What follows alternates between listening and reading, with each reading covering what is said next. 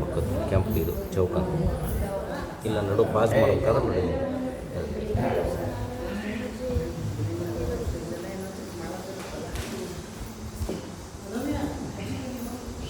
ಶ್ರೀ ಗುರುಭ್ಯೋ ನಮಃ ಪರಮಗುರುಭ್ಯೋ ನಮಃ ಶ್ರೀಮದಾನಂದ ತೀರ್ಥ ಭಗವತ್ಪಾದಾಚಾರ್ಯ ಗುರುಭ್ಯೋ ನಮಃ ವೇದವ್ಯಾಸಾಯ ನಮಃ ಭಾರತೇ ನಮಃ ಸರಸ್ವತೇ ನಮಃ ವಾಯವೇ ನಮಃ ಬ್ರಹ್ಮಣೇ ನಮಃ ಲಕ್ಷ್ಮೇ ನಮಃ ನಾರಾಯಣಾಯ ನಮಃ ಶುಕ್ಲಾಂಬರಧರಂ ವಿಷ್ಣುಂ ಶಶಿವರ್ಣಂ ಚತುರ್ಭುಜಂ ಪ್ರಸನ್ನವದನಂ ಧ್ಯಾಯೇತ್ ಸರ್ವವಿಘ್ನೋಪಶಾಂತಯೇ ಲಕ್ಷ್ಮೀನಾರಾಯಣಂ ನತ್ವಾ ತದ್ಭಕ್ತಪ್ರವರೋಹ್ಯಃ ಶ್ರೀಮದಾನಂದತೀರ್ಥಾರ್ಯ ಗುರುತ್ವಂ ಚ ನಮಾಮ್ಯಹಂ. ವೇದೇ ರಾಮಾಯಣೇ ಚೈವ ಪುರಾಣೇ ಭಾರತೆ ತಥಾ ಆದಾವಂತೆ ಚ ಮಧ್ಯೆ ಚ ವಿಷ್ಣುಃ ಸರ್ವತ್ರ ಗೀಯತೆ. ಸರ್ವವಿಘ್ನಪ್ರಶಮನಂ ಸರ್ವಸಿದ್ಧಿಕರಂ ಪರಂ ಸರ್ವಜೀವಪ್ರಣೇತಾರಂ ವಂದೇ ವಿಜಯಂ ಹರಿಂ. ಕೌಶೇಯತೀತವದನಾಂ ಅರವಿಂದನೇತ್ರಾಂ ಪದ್ಮಸ್ವಯಾಭಯವರೋಚ್ಯತ ಪದ್ಮಹಸ್ತಾಂ ಉಜ್ಜಚ್ಛುತಾರ್ಕಸದೃಶಾಂ ಪರಮಾಂಕಸಂಸ್ಥಾಂ ಧ್ಯಾಯೇತ್ ವಿಧೀಶನುತಪಾದಯುಗಾಂ ಚರಿತ್ರೀಂ. ಬುದ್ಧಿರ್ಬಲಂ ಯಶೋಧೈರ್ಯಂ ನಿರ್ಭಯತ್ವಮರೋಗತ ಅಜಾಡ್ಯಂ ವಾಕ್ಪಟುತ್ವಂ ಚ ಹನುಮತ್ಸ್ಮರಣಾತ್ ಭವೇತ್. ವರೋಚಮಂ ಮಾರುತತುಲ್ಯವೇಗಂ ಜಿತೇಂದ್ರಿಯಂ ಬುದ್ಧಿಮತಾಂ ವರಿಷ್ಠಂ ವಾತಾತ್ಮಜಂ ವಾನರಯೂತಮುಖ್ಯಂ ಶ್ರೀರಾಮದೂತಂ ಶಿರಸಾ ನಮಾಮಿ. ವಾಣಿತೆ ಕರವಾಣ್ಯಂಬ ಚರಣೋ ಹೃದಯ ಸರ್ವದಾ ಮದ್ವಾಕ್ಯಸರಣಿರ್ಭೂಯಾ ಶ್ರೀಮದಾಚಾರ್ಯ ಭಾವಕ. ಭವತೇರನುಭಾವಾದೇಡಮೂಕೋಪಿ ವಾಗ್ಮಿ ಜಡಮತಿರ್ಭುಜಂತುರ್ಜಾಯತೆ ಪ್ರಾಜ್ಞಮೌಲಿಃ.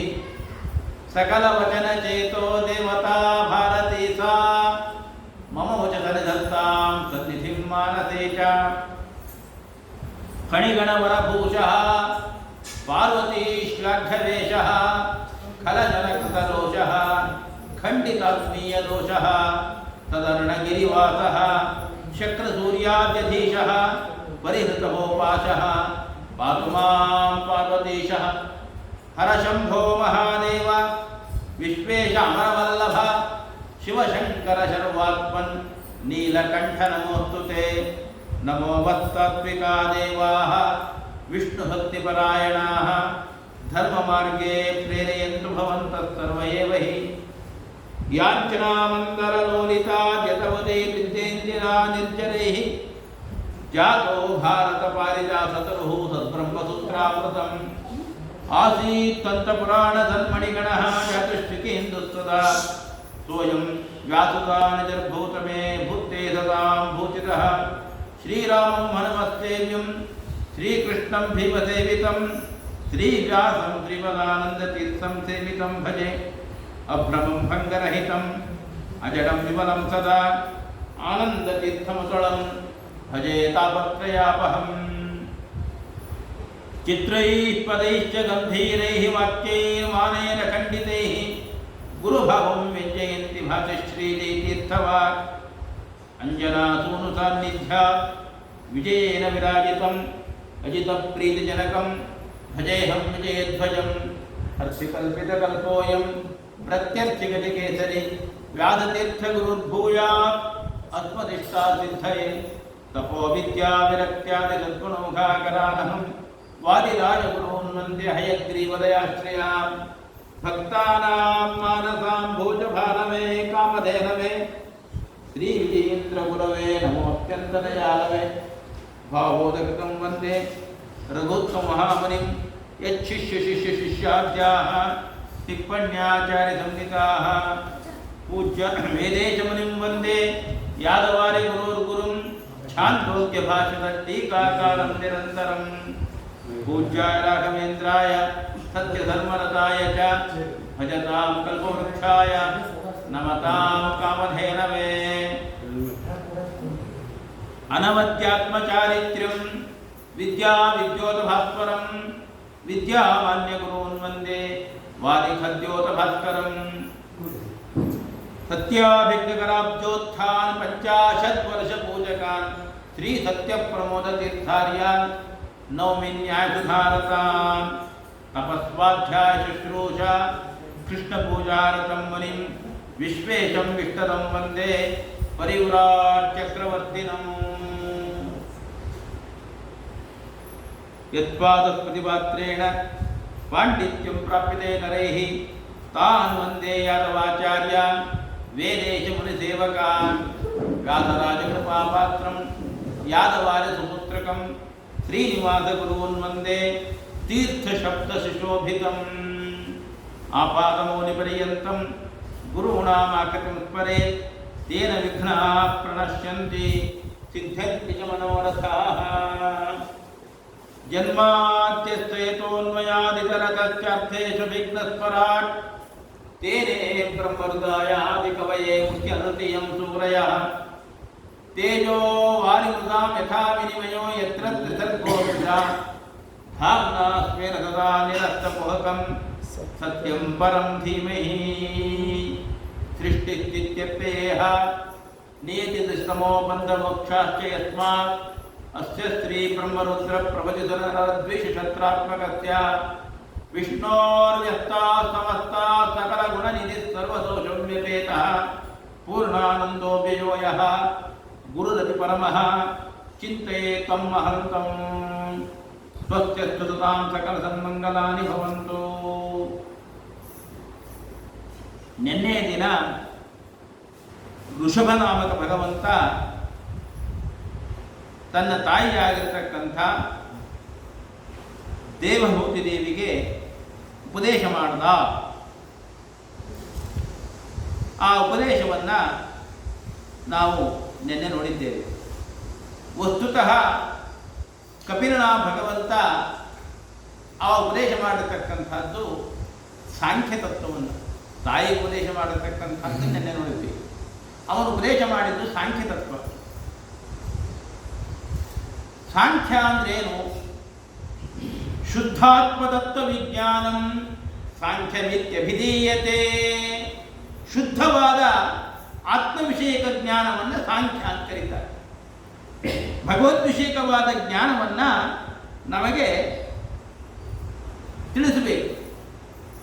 ಹೇಗೆ ತಿಳಿಸಬೇಕು? ಅದು ಬಹಳ ಕಷ್ಟ. ಯಾಕೆ ಅಂತಂದರೆ ನಮಗೆ ಅರಿವು ಜ್ಞಾನ ಬರಲಿಕ್ಕೆ ಮುಖ್ಯವಾಗಿ 3 ಸಾಧನ. ಒಂದು ಪ್ರತ್ಯಕ್ಷ, ಕಣ್ಣಿಂದ ನೋಡ್ತೇವೆ, ಕಿವಿಯಿಂದ ಕೇಳ್ತೇವೆ, ಮೂಗಿನಿಂದ ಆಘ್ರಾಣ ಮಾಡ್ತೇವೆ, ಹೀಗೆ ಪ್ರತ್ಯಕ್ಷ.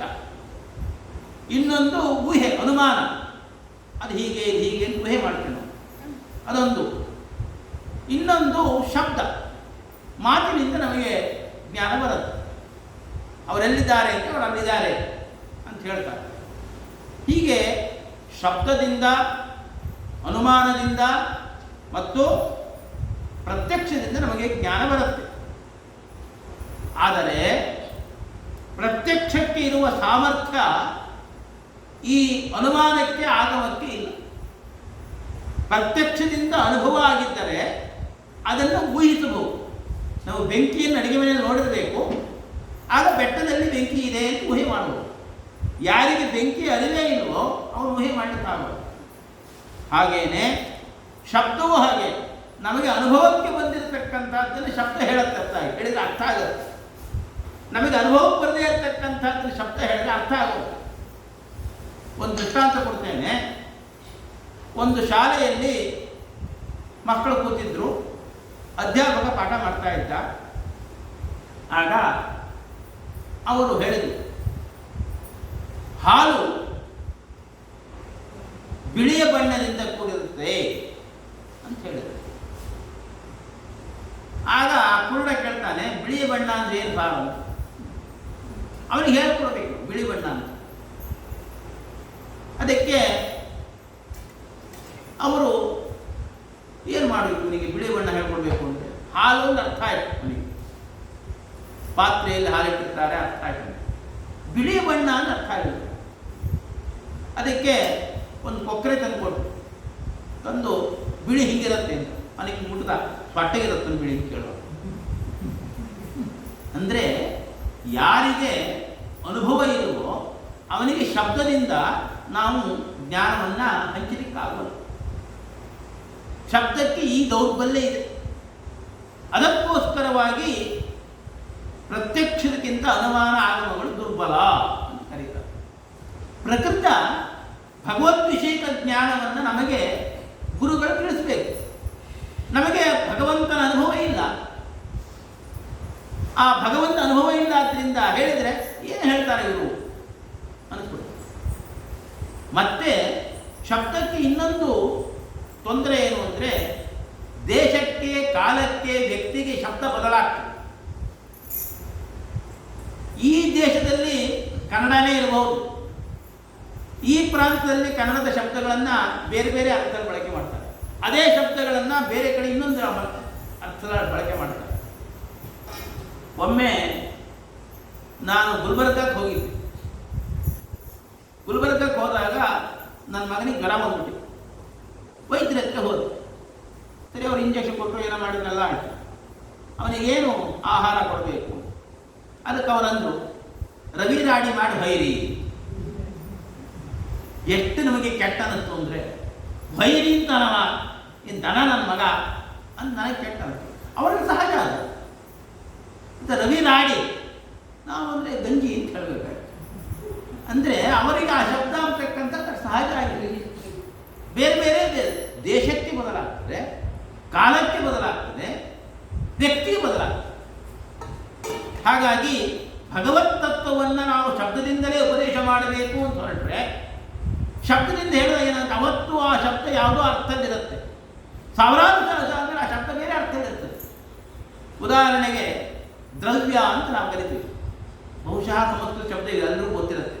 ದ್ರವ್ಯ ದ್ರವ್ಯ ಅಂದರೆ ಪದಾರ್ಥ ಅಂತ ಅರ್ಥ. ವಸ್ತುತಃ ದ್ರವ್ಯ ಶಬ್ದ ಅಂತಕ್ಕಂಥದ್ದು ದ್ರುಹು ವಿಕಾರ, ಫರ್ನಿಚರ್, ಮರಮಟ್ಟುಗಳನ್ನು ದ್ರವ್ಯ ಅಂತ ಕರೀತಾ ಇದ್ರು ಅವತ್ತು. ಇವತ್ತು ಆ ಶಬ್ದ ಬಹಳ ವಿಶಾಲವಾದ ಅರ್ಥದಲ್ಲಿ ಬಳಕೆ ಇದೆ. ಕೆಲವು ಸಂಕೋಚಕ್ಕೂ ಆಗುತ್ತೆ. ಈಗ ಪುರುಷ ಅಂತ ಪ್ರಯೋಗ ಮಾಡ್ತೀವಿ. ಪುರುಷ ಅಂದರೆ ಗಂಡಸು ಅಂತ ಅರ್ಥ. ವಸ್ತುತಃ ಪುರುಷ ಅಂದರೆ ಗಂಡಸು ಅಂತ ಅರ್ಥ ಅಲ್ಲ. ಪುರುಷ ಶಬ್ದಕ್ಕಿರ್ತಕ್ಕಂಥದ್ದು ಅರ್ಥ ಏನು ಅಂದರೆ ಪುರೀಶೇತೆ. ಪುರಿ ತನ್ನ ನಾಡಿಯಲ್ಲಿ ಯಾರು ಪ್ರವೇಶ ಮಾಡ್ತಾನೋ ಅವನನ್ನು ಪುರುಷ ಅಂತ ಕರೀತಾರೆ. ಹಾಗಾಗಿ ಹೆಂಗಸರು ಪುರುಷರೇ, ಹುಲಿ ಕರಡಿ ಅವು ಪುರುಷವೇ. ಯಾವ್ಯಾವ ರೀತಿ ನಾಡಿ ಎಲ್ಲ ಜೀವರನ್ನು ಪುರುಷ ಅಂತ ಕರೀತಕ್ಕಂಥದ್ದು. ಮುಖ್ಯವಾಗಿ ಪುರುಷ, ಪರಮಪುರುಷ ಭಗವಂತ. ಮಿಕ್ಕಿರ್ತಕ್ಕಂಥವ್ರು ಪುರುಷ ಅಂತ ಕರೀ. ಯಾಕೆ? ನಿದ್ದೆ ಯಾರು ಮಾಡ್ತಾರೋ ಅವರು ಪುರುಷ ಅಂತ ಕರೀತಾರೆ. ನಿದ್ದೆ ಮಾಡೋದು ಹೇಗೆ ಅಂತ ಹೇಳಿದ್ರೆ, ಪುರಿ ತನ್ನ ನಾಡಿಯೊಳಗೆ ಯಾವಾಗ ಜೀವ ಪ್ರವೇಶ ಮಾಡ್ತಾನೋ ಅವಾಗ ನಿದ್ದೆ. ಅದು ಮತ್ತೆ ಬೇರೆ ಹತ್ರ ಹೇಳ್ತೀವಿ ಅಂತ ಹೇಳಿ ಹೋಗಲ್ಲ, ಭಾಳ ಕಷ್ಟ ಆಗುತ್ತೆ. ನಿದ್ದೆ ಅಂದರೆ ಬೇರೆಯೇ ಒಂದು. ಒಟ್ಟು ನಿದ್ದೆ ಮಾಡುವನನ್ನು ಪುರುಷ ಅಂತ ಕರೀತೀವಿ. ಈಗೇನಾಗ್ತದೆ, ಪುರುಷರು ಅಂದ್ರೆ ಬೇರೆ, ಪುರುಷರಿಗೆ ಮಹಿಳೆಯರಿಗೆ ಹಾಕ್ಬಿಟ್ಟಿರ್ತಾರೆ. ಅಂದರೆ ಶಬ್ದ ಸಂಕೋಚ ಆಗುತ್ತೆ. ಕೆಲವು ಶಬ್ದ ವಿಕಸನ ಆಗುತ್ತೆ, ಕೆಲವು ಸಂಕೋಚ ಆಗುತ್ತೆ. ಹೀಗಾಗಿ ಭಾಷೆಯಿಂದ ತತ್ವವನ್ನು ಹೇಳ್ತಕ್ಕಂಥ ಬಹಳ ಕಷ್ಟ ಆಗುತ್ತೆ. ಅದಕ್ಕೋಸ್ಕರವಾಗಿ ಭಗವಂತ, ಕಪಿಲ ಭಗವಂತ ಆ ತತ್ವವನ್ನು ಉಪದೇಶ ಮಾಡಲಿಕ್ಕೆ ಸಂಖ್ಯೆಯನ್ನು ಮಾಡೋದು. 2 × 2 4 ಅನ್ನೋದು ಅಮೆರಿಕದಲ್ಲೂ 4, ಇಂಡಿಯಾದಲ್ಲೂ 4. ಅದು ಬದಲಾಗಲ್ಲ. ನಿನ್ನೆನೂ ಹಾಗೆ, ಇವತ್ತು ಹಾಗೆ, ನಾಳೆನೂ ಹಾಗೆ, ಅದು ಬದಲಾಗುತ್ತೆ. ಸಂಖ್ಯೆಯಿಂದ ಬೋಧಿಸಿದರೆ ಅದು ಎಂದೂ ಕೂಡ ದೇಶಕ್ಕೆ, ಕಾಲಕ್ಕೆ, ವ್ಯಕ್ತಿಗೆ ಬದಲಾಗೋಲ್ಲ ಅನ್ನೋ ದೃಷ್ಟಿಯಿಂದ ಸಂಖ್ಯೆಯಿಂದ ಭಗವಂತ ತತ್ವವನ್ನು ಉಪದೇಶ ಮಾಡಿದ. ಅದನ್ನು ಸಾಂಖ್ಯ ತತ್ವ ಅಂತ. ಅದಕ್ಕೆ ಆಚಾರ್ಯರು ಅದಕ್ಕೆ ಹೇಳಿದರು, ಶುದ್ಧಾತ್ಮ ತತ್ವ ವಿಜ್ಞಾನಂ ಸಾಂಖ್ಯಮಿತ್ಯಭಿಧೀಯತೆ. ಶುದ್ಧವಾದ ಆತ್ಮಜ್ಞಾನಕ್ಕೆ ಸಂಬಂಧಪಟ್ಟ ಉಪದೇಶವನ್ನು ಸಾಂಖ್ಯ ಅಂತ ಕರೀತಾರೆ. ಇಂತಹ ಸಾಂಖ್ಯ ತತ್ವವನ್ನು ಕಪಿಲ ಭಗವಂತ ಉಪದೇಶ ಮಾಡ್ದ. ಆಮೇಲೆ ಏನಾಯಿತು, ಎಷ್ಟೇ ಬಂದೋಬಸ್ತ್ ಮಾಡಿದರೂ ಕೂಡ ಈ ಕಾಲ, ವ್ಯಕ್ತಿಗಳ ಬುದ್ಧಿ ಅವನ್ನ ಹಾಳು ಮಾಡದೆ ಅನ್ನಲಿಕ್ಕೆ ಕೊನೆಗೆ ಸಾಂಖ್ಯರಲ್ಲಿ ನಿರೀಶ್ವರ ಸಾಂಖ್ಯರು ಬಂದರು. ಈಶ್ವರನೇ ಇಲ್ಲ, ಶುದ್ಧಾತ್ಮ ತತ್ವಜ್ಞಾನ ಉಪದೇಶ ಮಾಡತಕ್ಕಂಥದ್ದು ಕಪಿಲ ಭಗವಂತ ಈ ಸಾಂಖ್ಯ ತತ್ವವನ್ನು ಹೇಳಿದ್ರು. ಆದರೆ ಅವನ ಪರಂಪರೆಯಲ್ಲಿ ಮುಂದೆ ಬಂದಾಗ ಸಾಂಖ್ಯ ಅಂತಂದರೆ ಭಗವಂತನೇ ಇಲ್ಲ, ನಿರೀಶ್ವರ ಸಾಂಖ್ಯರು ಅಂತಂದರು. ಆಮೇಲೆ ಶೇಶ್ವರ ಸಾಂಖ್ಯರು ಅಂತಂದರು. ಇವರ್ಯಾರೂ ಕೂಡ ಕಪಿಲ ನಾಮಕನ ಉಪದೇಶವನ್ನು ಸರಿಯಾಗಿ ಅರ್ಥ ಮಾಡ್ಕೊಂಡಿಲ್ಲ ಎಂಬುದಾಗಿ ಭಾಗವತವನ್ನು ನೋಡಿದಾಗ ನಮಗೆ ಗೊತ್ತಾಗ್ತದೆ. ಅಂತಹ ವಿಶಿಷ್ಟ ತತ್ವವನ್ನು ಇಲ್ಲಿ ಭಗವಂತ ಉಪದೇಶ ಮಾಡಿದ್ದಾನೆ ಎಂಬುದಾಗಿ 3ನೇ ಸ್ಕಂದ ಮುಗಿದಿದೆ. ಮುಂದೆ 4ನೇ ಸ್ಕಂದ. ಆಕೂತಿಂ ರುಚಯೇ ಪ್ರಾದಾತ್ ಅಪಿ ಭ್ರಾತೃಮತೀಂ ನೃಪಃ ಪುತ್ರಿಕಾ ಧರ್ಮಮಾಶ್ರಿತ್ಯ ಶತರೂಪಾನುಮೋದಿತಃ. ಮನುವಿಗೆ 3 ಜನ ಹೆಣ್ಮಕ್ಕಳು ಅಂತ ನಿನ್ನೆ ದಿನ ಪ್ರಸ್ತುತವಾಗಿತ್ತು. ದೇವಹೂತಿ, ಆಕೂತಿ, ಪ್ರಸೂತಿ ಅಂತ 3 ಮಕ್ಕಳಿಗೆ ಹೆದರಿಟ್ಟಿದ್ದ. ತೀ ಬರುಗು ಅಂತ ಅವನು ಇವತ್ತಿಗೂ ಅದೇನೇ ಸ್ಟೈಲು, ಮನುನು ಅದೇ ಸ್ಟೈಲು ಮಾಡ್ಕೊಂಡಿದ್ದ. ಆಕೂತಿ, ದೇವಹೂತಿ, ಪ್ರಸೂತಿ ಅಂತೇಳಿ 3 ಹೆಣ್ಮಕ್ಕಳಿಗೆ ಹೆಸರಿಟ್ಟಿದ್ದ. ಅದರಲ್ಲಿ ದೇವಹೂತಿಯನ್ನು ಕದ್ದು ಪ್ರಜಾಪತಿ ಕೊಟ್ಟ. ಆಕೆಯಲ್ಲಿ 9 ಜನ ಹೆಣ್ಣುಮಕ್ಕಳು.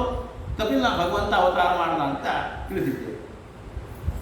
ಇನ್ನು ಆಕೂತಿ ಎಂಬತಕ್ಕಂಥ 2ನೇ ಮಗಳನ್ನು ರುಚಯೇ ಪ್ರಾದಾತ್ ರುಚಿ ಪ್ರಜಾಪತಿಗಳಿಗೆ ಕೊಟ್ಟ. ಕೊಡೋ ಕಾಲಕ್ಕೆ ಒಂದು ಕರಾರು. ಏನು ಕರಾರು? ಪುತ್ರಿಕಾ ಧರ್ಮಮಾಶ್ರಿತ್ಯ. ಪುತ್ರಿಕಾ ಧರ್ಮ ಅಂತ ಏನದು? ನಮಗೆ ಗಂಡು ಮಕ್ಕಳಿಲ್ಲದೆ ಹೋದರೆ ಆ ಹೆಣ್ಣನ್ನು ಕೊಡೋ ಕಾಲ ಕರಾರು. ಈ ಹುಡುಗಿಯಲ್ಲಿ ಹುಟ್ಟತಕ್ಕಂಥ ಮೊದಲನೇ ಗಂಡು ನಮಗೆ ಕೊಡಬೇಕು, ಹೆಣ್ಣನ್ನು ದಾನ ಮಾಡೋ ಕಾಲಕ್ಕೆ. ಆಗ ಆ ಗಂಡು ಮಗು ಅಂತಕ್ಕಂಥವನು ಅಜ್ಜನಿಗೆ ಮಗನಾಗುತ್ತೆ. ತಾಯಿಯ ತಂದೆ ಅಜ್ಜನಿಗೆ ಮಗನಾಗುತ್ತೆ. ಇದು ಯಾವಾಗ ಲಾಭ ಆಗುತ್ತೆ ಅಂದರೆ ಆ ಹೆಣ್ಣಿಗೆ ಗಂಡು ಮಕ್ಕಳಿಲ್ಲ, ಅಣ್ಣ ತಮ್ಮಂದು ಇಲ್ಲ ಅಂತ ಆಗುತ್ತೆ. ಆದರೆ ಮನುವಿಗೆ ಗಂಡು ಮಕ್ಕಳಿದ್ದಾರೆ, 2 ಗಂಡು ಮಕ್ಕಳಿದ್ದಾರೆ. ಇದ್ರೂ ಕೂಡ ಅಭಿಭ್ರಾತೃಮತಿ ಆಕೂತಿಗೆ ಅಣ್ಣ ತಮ್ಮಂದ್ರು ಇದ್ರೂ ಕೂಡ ಈ ಕರಾರಿನಿಂದ ಆ ಹುಟ್ಟತಕ್ಕಂಥ ಮಗು ಬಹಳ ಶ್ರೇಷ್ಠ ಪುರುಷ ಅಂತ ಗೊತ್ತಿರೋದ್ರಿಂದ ಈ ಕರಾರನ್ನು ಕೊಟ್ಟಿದ್ದಾನೆ. ಆದ್ದರಿಂದ ಆ ಆಕೂತಿಯಲ್ಲಿ ಅವಳಿ ಮಕ್ಕಳು ಹುಟ್ಟಿದ್ರು, ಒಂದು ಹೆಣ್ಣು ಗಂಡು. ಆ ಗಂಡಿಗೆ ಯಜ್ಞ ಅಂತಿದ್ರು, ಹೆಣ್ಣಿಗೆ ದಕ್ಷಿಣ ಅಂತಿದ್ರು. ಲಕ್ಷ್ಮೀನಾರಾಯಣ ಅವತಾರ ಮಾಡಿದ್ದಾರೆ. ಆ ಯಜ್ಞನನ್ನು ತಾನು ಮಾಡಿಕೊಂಡ ಕರಾರ ಪ್ರಕಾರವಾಗಿ ಮನುವಿನ ಮಗನಾದ್ದರಿಂದ ಈ ಹುಡುಗಿ ಇದ್ದಾಳಲ್ಲ ಜನ್ಮತಃ ತಂಗಿ, ಆದರೆ ಕಾನೂನಿನ ಪ್ರಕಾರವಾಗಿ ಅಕ್ಕನ ಮಗಳು. ಆದ್ದರಿಂದ ದಕ್ಷಿಣಾದೇವಿಯನ್ನು ಯಜ್ಞ ಭಗವಂತ ಮದುವೆ ಮಾಡ್ಕೊಳ್ತಕ್ಕಂಥನಾಗಿದ್ದಾನೆ. ಹಾಗಾಗಿ ಯಜ್ಞ ಮಾಡಿದಾಗ ದಕ್ಷಿಣೆಯಿಂದ ಯಜ್ಞ ಮಾಡಿದರೆ ಅದಕ್ಷಿಣಾಕಯಾಗ, ಅದನ್ನು ದೈತ್ಯ ತೊಗೊಂಡ್ಬಿಡ್ತಾನೆ. ಯಜ್ಞ ಮಾಡಿದ ಮೇಲೆ ಆ ಯಜ್ಞಕ್ಕೆ ಸರಿಯಾದ ದಕ್ಷಿಣೆ ಕೊಡಬೇಕಂತೆ. ಅದಕ್ಷಿಣಾಕಯ ಆಗಲಿ ಅಲ್ಪ ದಕ್ಷಿಣಾಕಯಾಗ ಆಗಲಿ, ಕಡಿಮೆ ದಕ್ಷಿಣೆ ಕೊಟ್ಟರೆ ಅಥವಾ ದಕ್ಷಿಣೆ ಕೊಡದಿದ್ರು ಇವೆರಡೂ ಕೂಡ ಅದು ಭಗವಂತನಿಗೆ ಪ್ರೀತಿ ಆಗೋಲ್ಲ ಅಂತ ತಿಳಿಸಿದ್ದಾರೆ. ಅಂತಹ ಆ ದಕ್ಷಿಣ ಮತ್ತು ಯಜ್ಞ ಅನ್ನತಕ್ಕಂಥ ಅವತಾರ ಆಗಿದೆ. ಮುಂದೆ ಪ್ರಸೂತಿ ಅನ್ನತಕ್ಕಂಥ 3ನೇ ಮಗಳು. ದಕ್ಷಾಯ ಬ್ರಹ್ಮಪುತ್ರಾಯ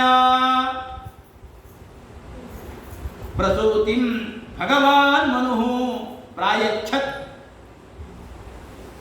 ಯತ್ಕೃತಃ ಸರ್ಗ ತ್ರಿಲೋಕ್ಯಾಂ ವಿಶತೋಪಹಾನ್. ದಕ್ಷ ಪ್ರಜಾಪತಿಗೆ ಮನು ತನ್ನ 3ನೇ ಮಗಳಾದ ಪ್ರಸೂತಿಯನ್ನು ಕೊಡತಕ್ಕಂಥಾಗಿತ್ತು. ಅವಳ ಹೆಸರು ಪ್ರಸೂತಿ ಅಂದರೆ ಹೆಚ್ಚು ಮಕ್ಕಳನ್ನು ಹಡೆಯುವವಳು ಅಂತ ಅರ್ಥ. ಹೆಸರಿಗೆ ತಕ್ಕ ಹಾಗೆ ತುಂಬ ಮಕ್ಕಳನ್ನು ಪಡೆದಿದ್ದಾಳೆ. ಅದರಲ್ಲಿ 16 ಹೆಣ್ಣು ಮಕ್ಕಳು ದಕ್ಷ ಪ್ರಜಾಪತಿಯಿಂದ ಪ್ರಸೂತಿಯಲ್ಲಿ ಜನ್ಮ ತಾಳಿದ್ದಾರೆ.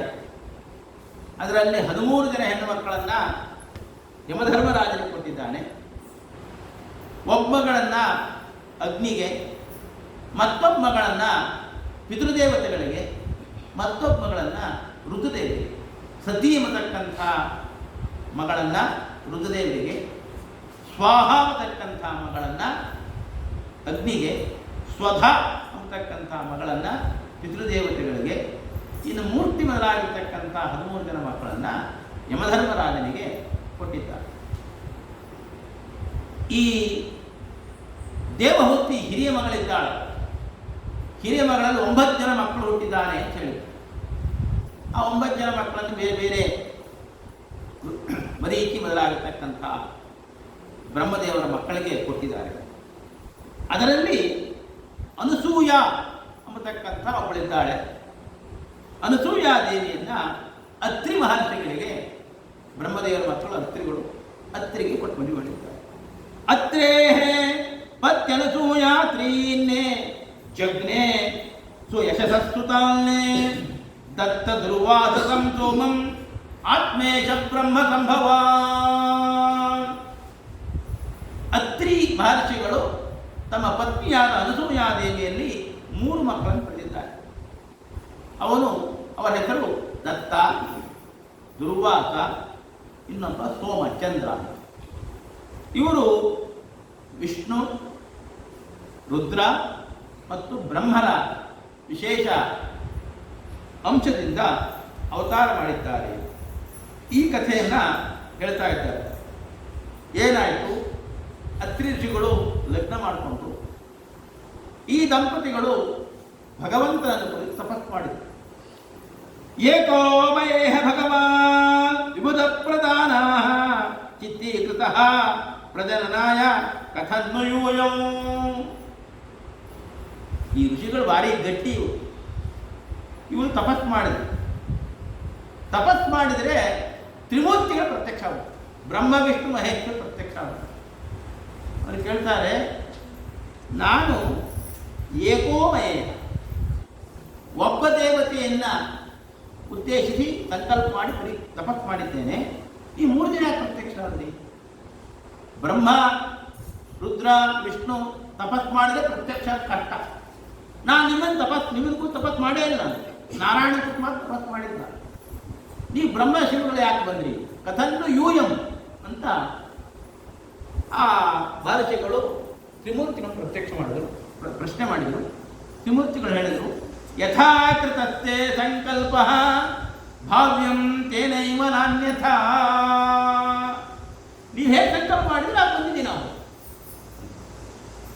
ನೋಡ್ರಿ, ಕರ್ಮವನ್ನು ಮಾಡಿದಾಗ ಅದು ವ್ಯತ್ಯಾಸ ಆಗುವುದು ನಮ್ಗೆ ಗೊತ್ತಾಗಲ್ಲ.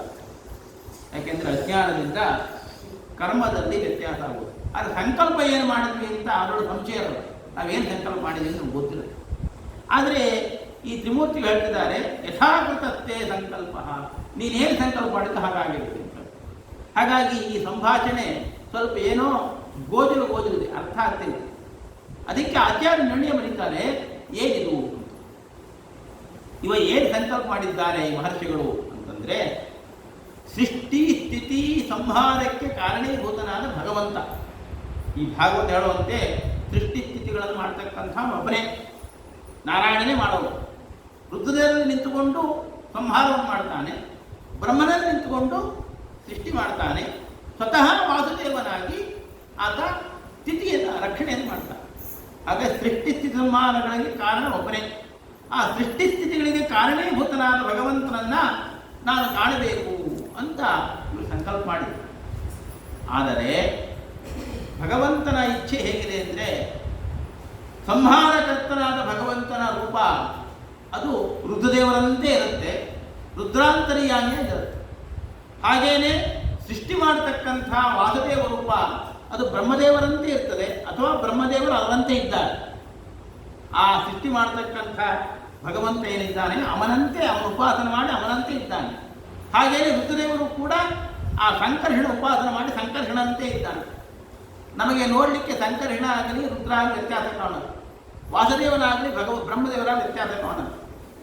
ಹೀಗಾಗಿ ಬ್ರಹ್ಮಾಂತರ್ಯಾಮಿಯಾದ ರುದ್ರಾಂತರ್ಯಾಮಿಯಾಗಿರ್ತಕ್ಕಂಥ ತಿಥಿ ಸಂಹಾರ ಕಾರಣೀಭೂತರಾಗಿರ್ತಕ್ಕಂಥ ದೇವರುಗಳು ಭಗವದ್ ರೂಪಗಳು ಬರಬೇಕಾಗಿದೆ.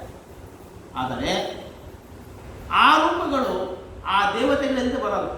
ಅಂದರೆ ಹೇಗೆ ಅಂತಂದರೆ, ಯಾರಿಗೋ ನಾವು ಹೇಳ್ತೀವಿ ನೀರು ತೊಗೊಂಬ ಅಂತ ಹೇಳಿ, ಅವನು ತಂಬಿಯೇ ತೊಗೊಂಬರ್ತಾನೆ. ತಂಬಿ ಯಾಕೆ ತೊಗೊಂಬಂದಿ ಅಂದರೆ, ನೀರು ಹಿಂಗೆ ತಗೊಂಡು ತಂಬಿಯಲ್ಲೇ ನೀರು ತರೋಕ್ಕಾಗೋಲ್ಲ, ಆ ತಂಬಿಯಲ್ಲೇ ನೀರು ತೊಗೊಂಬರೋದು. ಈ ತಂಬಿ ತೊಗೊಂಬಂದು ಆಕ್ಷೇಪ ಮಾಡಲಿಕ್ಕೆ ನೀರು ತೊಗೊಂಬ ಅಂತಂದರೆ ತಂಬಿಯನೋ ಕೊಡನೋ ಬಕೆಟೋ ತಗೊತಾನೆ. ಹಾಗೆ ಸೃಷ್ಟಿಕರ್ತನಾದ ಭಗವಂತ ಬೇಕು ಅಂದರೆ ಬ್ರಹ್ಮದೇವರ ಜೊತೆಗೇ ಬರಬೇಕು. ಹಾಗೆ ಲಯಕರ್ತನ ಭಗವಂತ ಬರಬೇಕು, ರುದ್ರದೇವರ ಜೊತೆಗೆ ಬರಬೇಕು. ಹಾಗಾಗಿ ತ್ರಿಮೂರ್ತಿಗಳು ಇಲ್ಲಿ ಪ್ರತ್ಯಕ್ಷರಾಗಿದ್ದಾರೆ. ಆ ತ್ರಿಮೂರ್ತಿಗಳು ಇವರಿಗೆ ಅನುಗ್ರಹ ಮಾಡಿದ್ದಾರೆ. ಹಾಗಾಗಿ ದತ್ತ, ದುರ್ವಾಸ, ಸೋಮ, ಬ್ರಹ್ಮದೇವರಿಗೆ ಅವತಾರವಿಲ್ಲ, ಚಂದ್ರನಲ್ಲಿ ಬ್ರಹ್ಮದೇವರ ಆದೇಶ, ಸಾಕ್ಷಾತ್ ರುದ್ರದೇವರೇ ದುರ್ವಾಸರು, ದತ್ತ ಅಂತಕ್ಕಂಥ ಸಾಕ್ಷಾತ್ ನಾರಾಯಣ. ಹೀಗೆ 3 ತ್ರಿಮೂರ್ತಿಗಳು ಇಲ್ಲಿ ಅವತಾರ ಮಾಡಿದರು.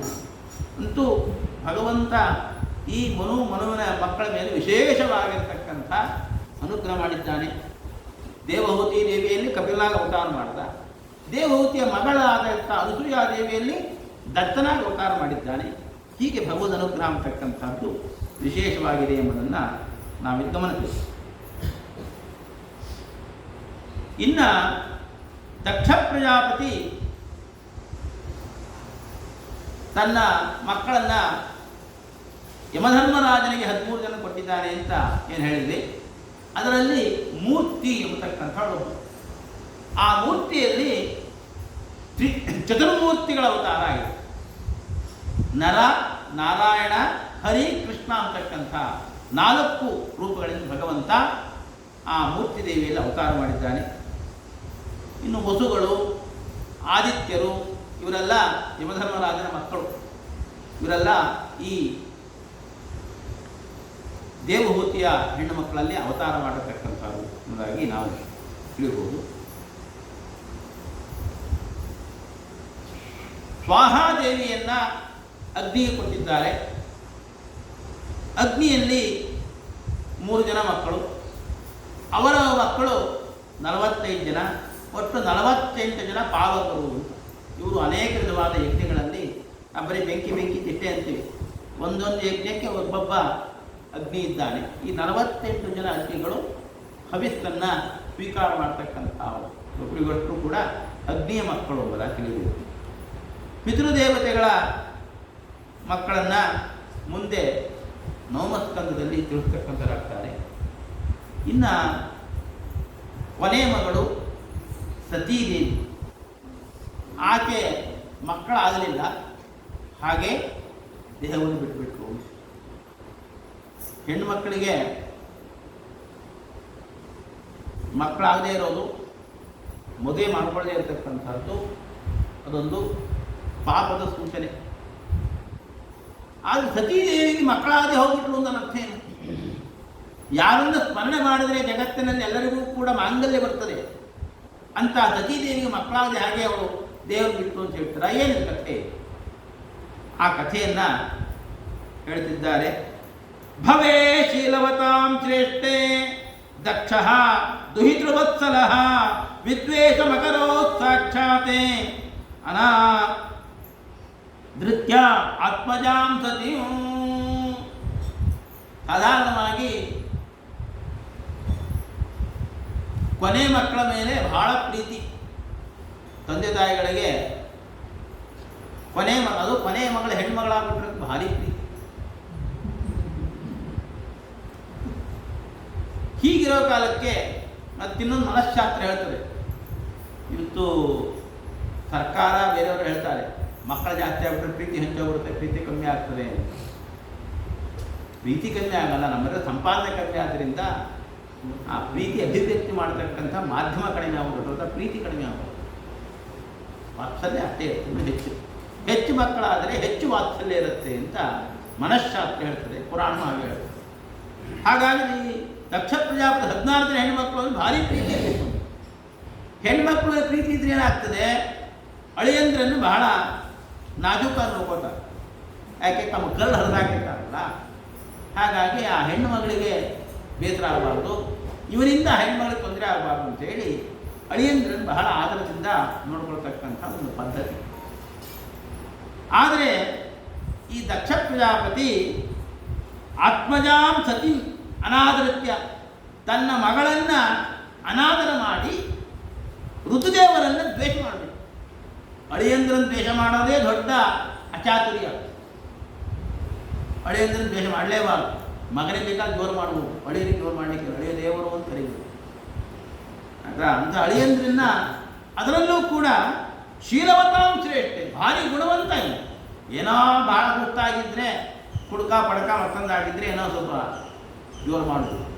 ಆದರೆ ಶೀಲವತಾಂ ಶ್ರೇಷ್ಠೆ, ಮಹಾಗುಣವಂತರಾಗಿರ್ತಕ್ಕಂಥ ರುದ್ರದೇವರು, ಅಂತಹ ರುದ್ರದೇವರನ್ನೇ ಯಾಕೆ ದ್ವೇಷ ಮಾಡದ ಎಂಬುದಾಗಿ ವಿದುರ ಪ್ರಶ್ನೆ ಮಾಡಿದ್ದಾನೆ. ಉದತಿಷ್ಠನ್ ಸದಸ್ಯಾಸ್ತೆ ಸ್ವದಿಷ್ಣೇಭ್ಯಃ ಸಹಾಗ್ನೇಯಃ ಋತೆ ವಿರಂಚಂ ಶರ್ವಂಚ ತದ್ಭಾಸಾ ಕ್ಷಿಪ್ತಚೇತಸಃ. ಏನಾಯಿತು ಅಂತಂದರೆ ವಿಷವಾಳ್ಯ ಅಂತಾರಲ್ಲ ಹಾಗೆ ಒಂದು ಕೆಟ್ಟ ಸಂದರ್ಭ. ದಕ್ಷ ಪ್ರಜಾಪತಿ ಒಮ್ಮೆ ಬ್ರಹ್ಮದೇವರ ಸಭೆಗೆ ಬಂದ. ಆ ಸಭೆಯಲ್ಲಿ ಎಲ್ಲ ದೇವತೆಗಳು, ಎಲ್ಲ ಮಹರ್ಷಿಗಳು, ಗಂಧರ್ವರು, ಕಿನ್ನರರು, ಕಿಂಪುರುಷರು, ಕಿಂದೇವರು ಎಲ್ಲರೂ ಇದ್ದಾರೆ. ದಕ್ಷ ಪ್ರಜಾಪತಿ ಬಂದ ತಕ್ಷಣ ಎಲ್ಲರೂ ದೂರ ಎದ್ದು ದೊಡ್ಡವರು ಬಂದ ತಕ್ಷಣ ಎದ್ದು ನಿಂತ್ಕೋಬೇಕು, ಅವರಿಗೆ ಗೌರವ ತೋರಿಸಬೇಕು, ಅದು ಪದ್ಧತಿ. ಎಲ್ಲರೂ ಎದ್ದು ನಿಂತ್ಕೊಂಡು. ಆದರೆ ಆ ಸಭೆಯಲ್ಲಿ ಇಬ್ಬರು ಹೇಳಿಲ್ಲ. ಬ್ರಹ್ಮದೇವರು ಹೇಳಿಲ್ಲ, ರುದ್ರದೇವರು ಹೇಳಿಲ್ಲ. ಬ್ರಹ್ಮದೇವರು ದಕ್ಷ ಪ್ರಜಾಪತಿ ತಂದೆ, ಅವರೇನು ಹೇಳೋ ಅಗತ್ಯ ಇಲ್ಲ. ಆ ರುದ್ರದೇವರು ದಕ್ಷ ಪ್ರಜಾಪತಿ ಅಳಿಯ. ಮಾವು ಬಂದಾಗ ಅಳಿಯ ಎದ್ದು ನಿಂತ್ಕೊಂಡು ಹಿಂಗೆ ನೋಡ್ದ. ಯಾವಾಗಲೂ ಕೂಡ ಈ ಹೊಸದಾಗಿ ಅಧಿಕಾರ ಬಂದವರಿಗೆ ಇದೊಂದು ಇರ್ತದೆ, ಒಳಗೆ ಅಳುಕಿರ್ತದೆ. ನನಗೆ ಗೌರವ ಕೊಡ್ತಾರಲ್ಲ, ಗೌರವ ಕೊಡ್ತಾರೋ ಅನ್ನೋ ಅನಿಸುತ್ತೆ. ಈ ಶಿರಸ್ತಾರು ಅದೇ ಆಫೀಸರ್ ತಹಸೀಲ್ದಾರ ಆದರೆ ಗುಮಾಸ್ತರುಗಳೆಲ್ಲ ನನಗೆ ಹಿಂದಿನ ತಹಸೀಲ್ದಾರ ಕೊಟ್ಟಂಗೆ ಗೌರವ ಕೊಡ್ತಾರೋ ಇಲ್ಲೋ ಅಂತ ನನಗೊಂದು ಅಳುಕಿಲ್ಲ. ಅದಕ್ಕೆ ಇಲ್ಲಿ ಸಿಡಿ ಹಾಕಿರ್ತಾನೆ. ಎಲ್ಲ ಕಡೆ ಹಾಗೆ, ಇಲ್ಲೂ ಹಾಗೆ ಇಲ್ಲ. ನಾನು ದಕ್ಷ ಪ್ರಜಾಪತ್ಯ ಅಧಿಕಾರ ಬಂದಿದೆ, ನನ್ನ ಅಧಿಕಾರಕ್ಕೆ ತಕ್ಕಂಥ ಗೌರವ ಕೊಡ್ತಾರೋ ಇಲ್ಲೋ ಅಂತ ಹಿಂಗೆ ತಿರುಗಿ ನೋಡಿದ್ನು. ಯಾರು ಎದ್ದಾರೆ, ಯಾರು ಕೊಡ್ತಾರೆ. ಆಗ ರುದ್ರದೇವರು ಎದ್ದಿಲ್ಲ. ಅಯಂತ ಲೋಕಪಾಲಾನಾಂ ಯಶಜ್ಞಃ ನಿರಪತ್ರಪಃ. ಇವ ಅಷ್ಟದಿಕ್ಪಾಲಕರಲ್ಲಿ ಒಬ್ಬ, ಆದರೆ ನಿರಪತ್ರಪಃ, ಲಜ್ಜೆಗೆಟ್ಟವ, ಬಂಡಿದ್ದಾನೆ. ಯಾಕೆ? ಸದ್ಭಿರಾಚರಿತ ಪಂಥ.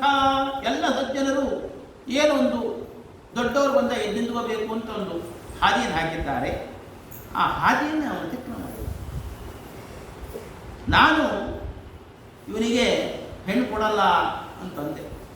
ಆದರೆ ನಮ್ಮಪ್ಪ ಕೊಡು ಅಂತ ಹೇಳಿ ಗೃಹೀತ್ವಾ ಮೃಗಶಾವಾಖ್ಯಾ ಪಾಣಿಂ ಮರ್ಕಟಲೋಚನ.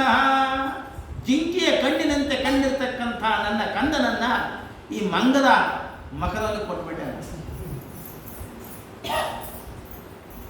ಲುಪ್ತ ಕ್ರಿಯಾ ಅಚುಚಯೇ ಮಾನಿನೇ ಭಿನ್ನಸೇತವೇ. ಇಷ್ಟು ದಿನ ನಾನು ಹೇಳಿರಲಿಲ್ಲ, ಈಗ ಹೇಳ್ತೀನಿ ಕೇಳ್ರಿ. ಲುಪ್ತ ಕ್ರಿಯಾ, ಯಾವುದೇ ವೈದಿಕ ಕರ್ಮ ಮಾಡಲ್ಲ, ಯಜ್ಞ ಇಲ್ಲ, ಯಾಗ ಇಲ್ಲ, ಏನಿಲ್ಲ. ಅಶುಚಿ, ಸ್ಮಶಾನದಲ್ಲಿರ್ತಾನೆ. ಸ್ಮಶಾನ ಅಂತಕ್ಕಂಥದ್ದು ಮೈಲಿಗೆ. ಆ ಸ್ಮಶಾನದಲ್ಲೇ ಇರ್ತಾನೆ. ಆ ಸ್ಮಶಾನ ಬೂದಿಯನ್ನು ಹಚ್ಕೊಳ್ತಾನೆ. ತಲೆ ಜುಟ್ಟು ಹರಡ್ಕೊಳ್ತಾನೆ. ಜುಟ್ಟು ಹರಡ್ಕೊಳ್ತಕ್ಕಂಥ ಅದೊಂದು ಮೈಲಿಗೆ. ಈಗ ಹೆಣ್ಮಕ್ಳು ಹರ್ಕೊಂಡೇ ಇರ್ತಾರೆ. ಅದು ಹೊತ್ತು ಅದು ಹಿಂದಿನ ಕಾಲದಲ್ಲಿ ಗಂಡ ಸತ್ತರೆ ಜಡೆ ಹಾಕೋಬಾರ್ದು. ಎರಡು ನಿಯಮ. ಒಂದು ಕೇಶ ಲೋಂಛನ, ಇನ್ನೊಂದು ಕೇಶವನ್ನು ಬಂಧನದಿಂದ ಮುಚ್ಚಿಕೊಡ್ತಕ್ಕಂಥ. ಕೂದಲು ಬಿಟ್ಟುಕೊಂಡ್ರು ವಿಧಿವೇ ಲಕ್ಷಣ, ತಲೆ ತೆಗೆದು ವಿಧಿವೇ ಲಕ್ಷಣ. ಕೂದಲು ಹರಡ್ಕೊಳ್ತಕ್ಕಂಥದ್ದು ವಿಧಿಯ ಲಕ್ಷಣ. ಇವನು ಜುಟ್ಟು ಹವಾಗ ಹರ್ಕೊಂಡಿರ್ತಾನೆ. ಮತ್ತೆ ದಿಗಂಬರ, ಬರೀ ಮೈ ಅಂತಕ್ಕಂಥ ಒಂದು ಮೇಲಿಗೆ.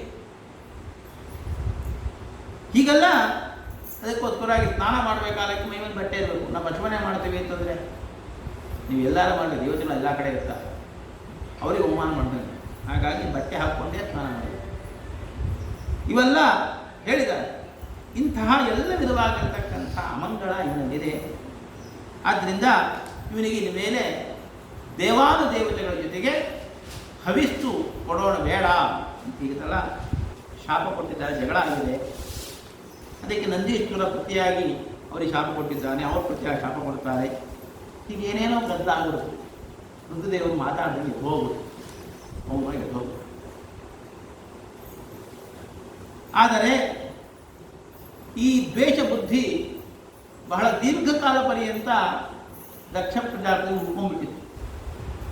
ಇವ ಒಮ್ಮೆ ಬೃಹಸ್ಪತಿ ಸಭಾ ಅಂತ ಒಂದು ಯಜ್ಞ, ಆ ಯಜ್ಞವನ್ನು ಮಾಡಬೇಕು ಅಂತ ವ್ಯವಸ್ಥೆ ಮಾಡಿಕೊಂಡಿದ್ದಾನೆ. ತಸ್ಮಿನ್ ಭಗಿನ್ಯೋ ಮಮ ಭರ್ತೃವಿಸ್ಮಃ ಕೈಃ ಧ್ರುವಂ ಗಮಿಷ್ಯಂತಿ ಸುಹೃದ್ದಿತಿಕ್ಷವಃ. ಸತೀದೇವಿ ರುದ್ರದೇವರಿಗೆ ಹೇಳ್ತಾ ಇದ್ದಾಳೆ, ಸ್ವಾಮಿ, ನನ್ನ ತಂದೆ ಬೃಹಸ್ಪತಿ ಸಭಾ ಅಂತ ಯಜ್ಞವನ್ನು ಮಾಡುತ್ತಿದ್ದಾನೆ. ಆ ಯಜ್ಞದಲ್ಲಿ ಪಾಲ್ಗೊಳ್ಳಲಿಕ್ಕೆ ನನ್ನ ಎಲ್ಲ ಅಕ್ಕ ತಂಗಿಯವರು ಅವರವರ ಗಂಡನ ಜೊತೆಗೆ ಹೋಗ್ತಾ ಇದ್ದಾರೆ. ನಾನು ಹೋಗಬೇಕು, ನೀವು ಬರ್ರಿ. ಅನಾಹುತ ಅಪ್ಯಭಿಯಾಂತಿ ಸೌಹೃದಂ ಭರ್ತು ಗುರೋಹ ದೇಹಗತಶ್ಚೇತನ. ನಮಗೆ ಆಹ್ವಾನ ಇಲ್ಲಲ್ಲ, ಹೇಗೆ ಹೋಗೋದು ಅಂತ ರುದ್ರದೇವರಂದ್ರೆ ಸತೀದೇವಿ ಹೇಳ್ತಿದ್ದಾಳೆ, ಆಹ್ವಾನ ಇಲ್ಲೇ ಇದ್ರೂ ಕೂಡ ಕೆಲವು ಕಡೆ ಹೋಗ್ಬೇಕಾಗ್ತದೆ. ಭರ್ತು ಬಾಣಂತನಕ್ಕೆ ಹೋಗಿರ್ತಾಳೆ ಹೆಂಡತಿ, ಅಥವಾ ಇನ್ನೇನೋ ಕಾರಣಕ್ಕೆ ತವರು ಮನೆಗೆ ಹೋದಾಗ ಗಂಡನ ಮನೆಯಲ್ಲಿ ಏನೋ ಕಾರ್ಯಕ್ರಮ ಅಂತ ಹೇಳಲಿಲ್ಲ ಅಂತ ಹೋಗದೇ ಇರೋದಲ್ಲ. ಅವಳು ಹೋಗದೆ ಹೋದರೆ ಅವಳು ಯಾಜಮಾನ್ಯಕ್ಕೆ ಹೋಗ್ಬೇಕು, ಅದನ್ನು ಹೋಗಲೇಬೇಕು. ಗಂಡನ ಮನೆಯಲ್ಲಿ ಏನಾದರೂ ಕಾರ್ಯಕ್ರಮ ಇದೆ ಅಂತ ಅಲ್ಲಿ ಹೋಗ್ಬೇಕು. ಅವ್ರು ಏನಾರು ಮಾಡಿ ನಾವು ನಮ್ಮ ಯಾಜಮಾನ್ಯಕ್ಕೆ ನಾವು ಕೊಡ್ಬೇಕು. ಹಾಗೇನೆ ಅಣ್ಣ ತಮ್ಮಂದರಲ್ಲಿ ಅಕಸ್ಮಾತ್ತಾಗಿ ಏನೋ ಕಲಹ ಆಗಿರುತ್ತೆ, ಅವರೇನೋ ಕರೆಯಲ್ಲ. ಅವ್ರು ಕರೆಯಲ್ಲ ಅನ್ನೋ ಹೋದೇ ಇರ್ಬಾರ್ದು, ಯಾಕೆ ಊರಿಗೆಲ್ಲ ಗೊತ್ತಾಗ್ಬೇಕು ಅಣ್ಣ ತಮ್ಮ ಸರಿಯಿಲ್ಲ ಅಂತ. ಅದಕ್ಕೋಸ್ಕರ ಹೋಗ್ತಾ ಇರಬೇಕು. ಇನ್ನೇ ನಾನು ಹೋದಾಗ ಬುದ್ಧಿ ಕೈ ತಪ್ಪಲ್ಲ. ಅದಾದಾಗ ಏನು ಒಳಗಿನ ಹೋಗ್ಬೇಕು.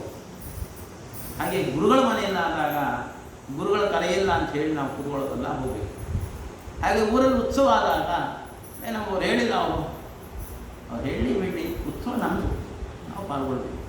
ಹಾಗಾಗಿ ಅನಾಹುತ ಅಪ್ಯಭಿಯಾಂತಿ, ಆಹ್ವಾನ ಇದ್ದಿದ್ರು ಕೂಡ ಕೆಲವು ಕಡೆಗೆ ಹೋಗ್ಬೇಕಾಗ್ತದೆ. ಆದ್ದರಿಂದ ಇದು ತವರು ಮನೆಯ ಕಾರ್ಯಕ್ರಮ. ನಮ್ಮ ಅಪ್ಪ ನಿಮಗೆ ಗುರುಗಳಿದ್ದಂತೆ, ಆದ್ದರಿಂದ ನಡೀರಿ ಹೋಗೋಣ. ತ್ವಯೋದಿತಂ ಶೋಭನಮೇವ ಶೋಭನೆ ಅನಾಹತ ಅಪ್ಯಭಿಯಾಂತಿ ಬಂಧುಷು ತೇ ಅನುತ್ಪಾದಿತ ದೋಷದೃಷ್ಟಯ ಬಲೀಯಸ ಆತ್ಮಮದೇನ ಮನ್ಯುನಾ. ವಿದ್ಯಾ ತಪಃ ವಿತ್ತವಪುಃ ವಯಃಕುಲೈಃ ತತಾಂ ಗುಣೈಃ ಷಡ್ಭೈಃ ಅಸತ್ತಮೇತರೈಃ. ನೋಡು, ವಿದ್ಯಾ, ತಪಸ್ಸು, ಹಣ, ಸೌಂದರ್ಯ, ಅಧಿಕಾರ ಇವೆಲ್ಲವೂ ಕೂಡ ಗುಣಗಳು. ಯಾರಿಗೆ? ಸಜ್ಜನರಿಗೆ. ಸಜ್ಜನರಿಗೆ ಅಧಿಕಾರ ಬಂದರೆ ಅವರು ದುರಹಂಕಾರ ಪಡ, ಸಜ್ಜನರ ರೂಪ ಇದ್ದರೆ ಅವರು ದುರಹಂಕಾರ ಪಡ. ಹಾಗೆ ಹಣ ಇದ್ದರೂ ದುರಹಂಕಾರ, ಅವರು ಏನೇ ಅಂತ ಕೂಡ ದುರಹಂಕಾರ ಪಡ. ಆದರೆ ಇವೇನೇ ದುಷ್ಟರಲ್ಲಿದ್ದರೆ ಅವ್ರು ಭಾರಿ ದುರಹಂಕಾರ. ಸಜ್ಜನರಿಗೂ ದುಷ್ಟರು ಇರ್ತಕ್ಕಂಥ ವ್ಯತ್ಯಾಸ. ಆದ್ದರಿಂದ ವಿದ್ಯಾ ತಪಸ್ಸು ಇವೆಲ್ಲವೂ ಗುಣವೇ. ಅದೇ ಗುಣ ಅಂತಕ್ಕಂಥದ್ದು ದುಷ್ಟರಲ್ಲಿದ್ದರೆ ಅದು ಅನರ್ಥಕ್ಕೆ ಕಾರಣ, ಸಜ್ಜನರಲ್ಲಿದ್ದರೆ ಶ್ರೇಯಸ್ಸಿಗೆ ಕಾರಣ.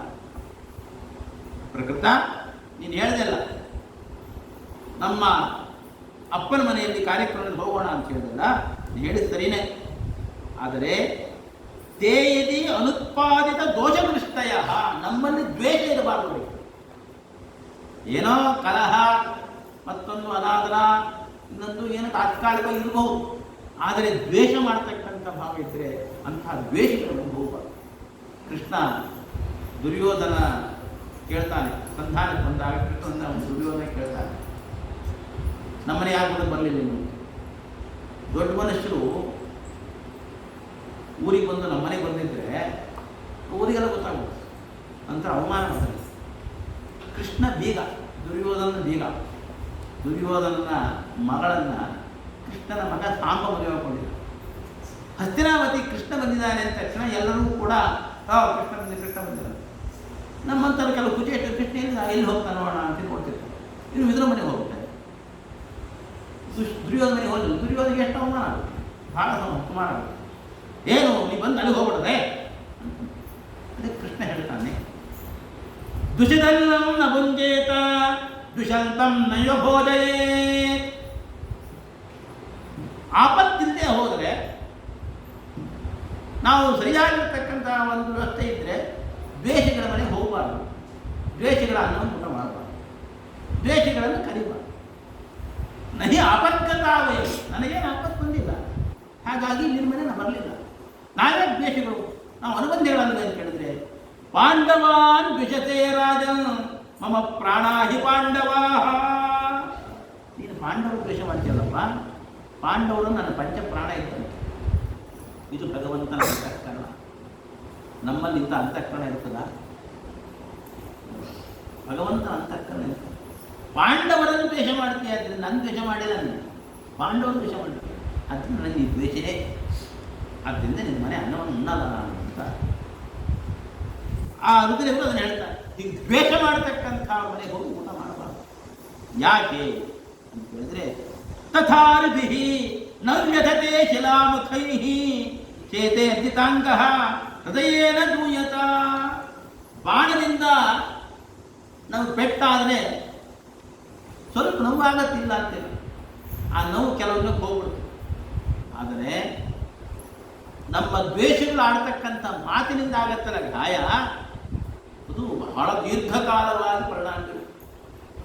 ಆದ್ದರಿಂದ ಅಂತಹ ಮಾತನ್ನು ಅಂದ್ಬಿಡ್ತಾರೆ. ಆ ಮಾತನ್ನು ಕೇಳಿದ್ರೆ ಹೋಗ್ಬಾರ್ದು. ಏನಾಗತ್ತೆ ಇನ್ನೊಂದು ಮಾತು ಅಂದಾಗ ಅಂದ ಕ್ಷಣಕ್ಕೇನು ಅಂದರೆ ರುದ್ರದೇವ್ ಹೇಳ್ತಾರೆ, ಅದು ಏನಾಗತ್ತೆ ಅಂದರೆ, ಆ ದುಷ್ಟರು ಆಡಿರ್ತಕ್ಕಂಥ ಬಂತು ನಾಯಿ ಅಂದ್ಬಿಡ್ತಾರೆ, ಮನೆ ಬಂದ ಕರೆದು ಬಂತು ಗಂಡ ನಾಯಿ, ಅದೀಗಲ್ಲ ಅಂದ್ಬಿಡ್ತಾರೆ. ಅವನು ಗಂಡ ನಾಯಿ ನಾಚಿಕಿಲ್ಲವ ಅಂತೆಲ್ಲ ಅಂದಾಗ ಆ ಮಾತು ನಮಗೆ ಯಾವಾಗಲೂ ಸ್ಮರಣೆ. ರಾತ್ರಿ ಮಲ್ಕೊಂಡಾಗ ಅದೇ ಯೋಗಿಗಳು ನಿದ್ದೆನೇ, ದೇವ್ರ ಪೂಜೆ ಕೊಟ್ಕೊಂಡು ಅದೇ ಒಂದು ನೆನಪು. ಧ್ಯಾನ ಮಾಡಲಿಕ್ಕೆ ಜಪಕ್ಕೆ ಕೂತಾಗ ಮನಸ್ಸಿನಿಲ್ಲ, ನಿದ್ರೆ ಬರಲಿಲ್ಲ ಅಂದರೆ ಆರೋಗ್ಯ ಹೋಗ್ಬಿಡ್ತು, ಅನ್ನ ಸೇರಲ್ಲ. ಇವೆಲ್ಲ ಬಹಳ ದೀರ್ಘಕಾಲಿಕ ಪರಿಣಾಮ ಬೀರ್ತದೆ. ಕೆಟ್ಟ ಮಾತು ಅಂತಕ್ಕಂಥದ್ದು ಅದು ಮರಣಾಯ ಕಲ್ಪತೆ, ಸಾವಿರ ತನಕ ಕಾರಣ ಆಗ್ಬೋದು. ಅದರಿಂದ ದ್ವೇಷಗಳನ್ನೇ ಹೋಗಬಾರ್ದು. ಹೆಣ್ಣು ಮಕ್ಕಳಿಗೆ ಏನಂದರೂ ಕೂಡ ಅವ್ರ ತಗಡಿ ತವ್ರ ಮನೆ ಕಡೆಗೆ ತೂಗ್ತಿದ್ರು. ಅದಕ್ಕೆ ಸತೀದೇವಿ ಹೇಳಿದ್ರು, ಅಲ್ರಿ ಅವ್ರು ಎದ್ದು ನಮಸ್ಕಾರ ಮಾಡಿದ್ರೆ ಏನು ತೊಳಿತಿತ್ತು ನಿಮಗೆ? ನೀವು ಎದ್ದು ನಮಸ್ಕಾರ ಮಾಡಿದ್ರೆ ಅದಕ್ಕೆ ತಾನೇ ಇಷ್ಟೆಲ್ಲ ಆಗಿರೋದು. ನಿಂಗೆ ತಪ್ಪು, ನೀವು ಹೋಗಿ ನಮಸ್ಕಾರ ಮಾಡಿಬಿಡ್ರಿ, ನನ್ನ ತಪ್ಪಾಗ್ತದೆ ಹೇಳ್ಬಿಡಿ, ಎಲ್ಲ ಬರಾಬರಿ ಆಗ್ಬಿಡುತ್ತೆ ಅಂತ ಸತೀದೇವಿ ಹೇಳಿದರೆ, ಪ್ರತ್ಯುದ್ಗಮ ಪ್ರಶ್ರಯಣಾಭಿವಂದನಂ ವಿಧೀಯತೆ ಸಾಧುಮಿತಸ್ತು ಮಧ್ಯಮೇ ಪ್ರಾಜ್ಞೈ ಪರಸ್ಮೈ ಪುರುಷಾಯ ಚೇತಸ ಗುಹಾಶಯಾಯೈವ ನ ದೇಹಮಾನಿನೇ. ಯಾವತ್ತೂ ಕೂಡ ಎತ್ತಿಂತುಕೊಳ್ಳೋದು, ನಮಸ್ಕಾರ ಮಾಡೋದು, ಅವರಲ್ಲಿ ವಿನಯ ಪ್ರದರ್ಶನ ಮಾಡೋದು, ಅವರಲ್ಲಿ ಗೌರವವನ್ನು ಪ್ರದರ್ಶನ ಮಾಡೋದು, ಇವೆಲ್ಲ ಯಾತಕ್ಕೆ? ಪ್ರಾಜ್ಞೈ ಪರಸ್ಮೈ ಪುರುಷಾಯ, ಅವರ ಹೃದಯಾಂತರ್ಯಾಮಿ ಆಗಿರ್ತಕ್ಕಂಥ ಭಗವಂತನಿಗೆ. ಗುಹಾಶಯಾಯ ನ ದೇಹಮಾನಿನೇ, ಈ ದೇಹಕ್ಕಲ್ಲ, ಆ ಜೀವನಿಗೂ ಅಲ್ಲ, ಆ ಜೀವಾಂತರ್ಯಾಮಿ ಭಗವಂತನಿಗೆ. ತಂದೆಗೆ ನಮಸ್ಕಾರ ಮಾಡ್ತೇವೆ ಯಾಕೆ?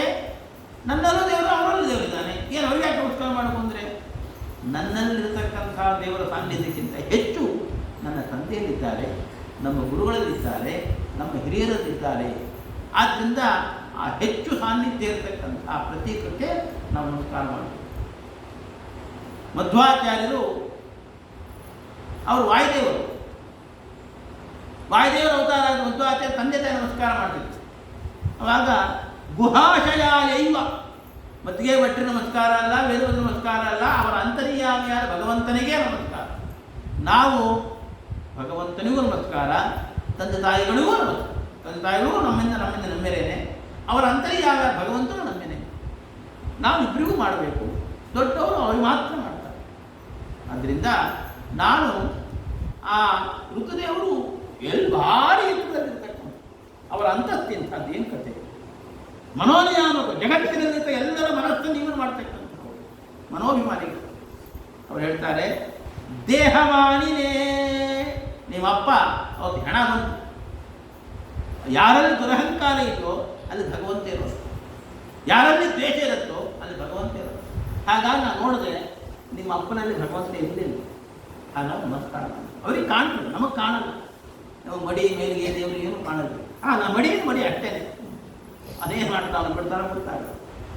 ಅವ್ರಿಗೆ ಕಾಣ್ತಾರೆ. ಯೋಗಿಗಳಿಗೆ ಮಡಿ ಏನು, ಮೈಲಿಗೆ ಏನು, ಶುದ್ಧ ಯಾವುದು, ದೇವರು ಏನೆಲ್ಲ ಕಾಣ್ತಾರೆ. ರುದ್ರದೇವರಿಗೆ ಕಾಣದಿದ್ದು ಮುಂಚೆ ಅವ್ರಿಗೆ ಕಂಡುಬಿಟ್ಟು ಅವರ ದುರಹಂಕಾರರು, ಮನೋಭಿಮಾನಿ ಅವನೇನೆ, ಅಹಂಕಾರ ಪ್ರೇರೇಪಿದ್ರೆ ಅವರು. ಅದರಿಂದ ಹೀಗಾದ್ದರಿಂದ ನಮಸ್ಕಾರ ಮಾಡಲಿಲ್ಲ. ಹೇಳಿದ್ನಲ್ಲ, ಏನು ಹೇಳಿದ್ರು ಕೇಳಲಿಲ್ಲ. ನಿಮ್ಮ ಜೊತೆ ನಾವು ವಾದ ಮಾಡಲಿಕ್ಕಾಗಲ್ರೆ, ನಾನು ಹೋಗ್ತೀನಿ ಅಂತೇಳಿ ಹೊರಟು ನಂದೀಶ್ವರಾದಿಗಳ ಜೊತೆ ಕಳಿಸ್ಕೊಟ್ಟು ತಾಮಾಗತ ತತ್ತ ನ ಕಶ್ಚನಾದ್ರಿಯತ್ ವಿಮಾನಿತಾಂ ಯಜ್ಞಕೃತೋ ಭಯಾಜ್ಜನಃ. ಹಿಂದೆಲ್ಲ ತೋರು ಮನೆಗೆ ಹೋದರೆ ಹಾಗೆಲ್ಲ ಫೋನ್ ಮಾಡೋದು, ಬಸ್ ಸಿಗ್ತಾ, ಕಿಟಕಿ ಕುತ್ಕೊಂಡಿದೆಯಾ, ಎಲ್ಲಿ ಬಂತು, ಇಲ್ಲಿ ಬಂತು ಬಟ್ಟಾಣಿ ಬಂದು ಆಟೋ ಹತ್ತದೆ, ಹೆಜ್ಜೆಗೆ ರಿಪೋರ್ಟ್ ತಗೊಂಡು ಬಟ್ಟಾಣಿ ಹೋಗಿ ಅವ್ರು ಕರ್ಕೊಂಡು ಬರೋದು ಎಲ್ಲ ಅದ್ಭುತ ಅಂತಕ್ಕಂಥ ವ್ಯವಸ್ಥೆ ಇರ್ತಿತ್ತು. ಅಮ್ಮ ಅಂತೇಳಿ 106 ಜನ ಬಿಟ್ಟು ಬರಬೇಕು, ಅಲ್ಲಿ ಬರಬೇಕು, ಇಲ್ಲಿ ಬರಬೇಕು. ಇವತ್ತು ತನ್ನ ಸೂಟಿಗೆ ತಾನೇ ಹೊತ್ತು ಬರ್ತಾರೆ ಸಚಿದೇವಿ. ಯಾರು ನತಿಶ್ಚನಾಂತಿ ಭಯಾಚನ. ಅವನು ಹೇಳ್ಬಿಟ್ಟೆ ದಕ್ಷ ಪ್ರಜಾಪತಿ, ನೋಡ್ರಿ ರುದ್ರದೇವರು ಬರಲಿ, ಅವನ ಹೆಂಡತಿ ಬರಲಿ, ಯಾರು ಕೂಡ ಕ್ಯಾರೇ ಅನ್ಬಾರ್ದು, ಎಲ್ಲರೂ ತಪ್ಪು ಬಿಡ್ತಾರೆ. ಪಾಪ ತನ್ನ ಸಾಮಾನು ಹೊತ್ಕೊಂಡು ಅವಳೇ ಬಂದು 1 ಬಾಗು 2 ಬಾಗು 3 ಬಾಗು ಎಲ್ಲ ಬಾಗು ಆಡ್ಕೊಂಡು ಅವರು ಮಾತಾಡ್ತಾರೆ. ಋತೇ ಸರ್ವೈ ಜನನೀಂಚ ಸಾದರ. ಮಿಕ್ಕದವ್ರು ಏನಾರು ಮಾಡ್ಬೋದ್ರಿ, ಹೆತ್ತು ಕಣ್ಣು ಅದಕ್ಕೆ ಕೇಳುತ್ತಾ, ಒಡ ಹುಟ್ಟಿದ ಹೆಣ್ಮಕ್ಕಳು ಅವ್ರು ಕೇಳ, ಅವ್ರು ಎದ್ದು ಬಂದು ತರದ ಬಂದರು, ನಾವು ಪೆನಾಲ್ ಮಾಡಿದ್ವಿ, ಬಂದು ಒಬ್ಬ ನಮಸ್ಕಾರ ಮಾಡಿದ್ರು, ನಮಸ್ಕಾರ ಮಾಡಿಸ್ಕೊಂಡು ಎಲ್ಲ ಆಯಿತು. ಆದರೆ ಮನೆಯಲ್ಲಿ ಯಾರಿಗಾರು ಒಬ್ಬರಿಗೆ ನಾವು ಬೇಡ ಅಂತ ಆದರೆ ಮಿಕ್ಕದವರಿಗೆಲ್ಲ ಬೇಕಾದ್ರೂ ನಾವು ಮನೇಲಿ ಇರೋದು ಕಷ್ಟ, ಭಾಳ ಕಷ್ಟ ಒಬ್ಬರಿಗೆ ಬೇಡ ಅಂತ. ಹಾಗಾಗಿ ಮನೆ ಯಜಮಾನ ಅಪ್ಪನೇ ಮಾತಾಡ್ತಿಲ್ಲ, ಇನ್ನು ಅಮ್ಮ ಇದು ಅಕ್ಕ ತಂಗಿ ತೊಗೊಂಡೇನು ಒಂದು ಸಮಾಧಾನ ಆಗಲಿ, ಅಲ್ಲಿಗೆ ಹೋಗಿ ಹಕ್ಕು. ಮಕ್ಕಳಿಗೆ ತಂದೆ ತಾಯಿಗಳ ಪ್ರೀತಿಯನ್ನು ಕೇಳ್ತಕ್ಕಂಥ ಹಕ್ಕು, ಮಕ್ಕಳನ್ನು ಪ್ರೀತಿ ಮಾಡ್ತಕ್ಕಂಥ ತಂದೆ ತಾಯಿಗಳ ಕರ್ತವ್ಯ. ಅದರಿಂದ ಅವಳಿಗೆ ಹಕ್ಕಿದೆ. ಏನು ನನ್ನ ಅವಮಾನ ಮಾಡ್ತೀನಿ ಅಂತ ಹೇಳಿ ಸೀದಾ ಅಲ್ಲಿಗೆ ಹೋದ. ಎಲ್ಲಿ ಯಜ್ಞ ಆಗುತ್ತಲ್ಲ ಅಲ್ಲಿ ಹೋದರೆ ಭಾರಿ ದುರ್ವರ್ತೆ.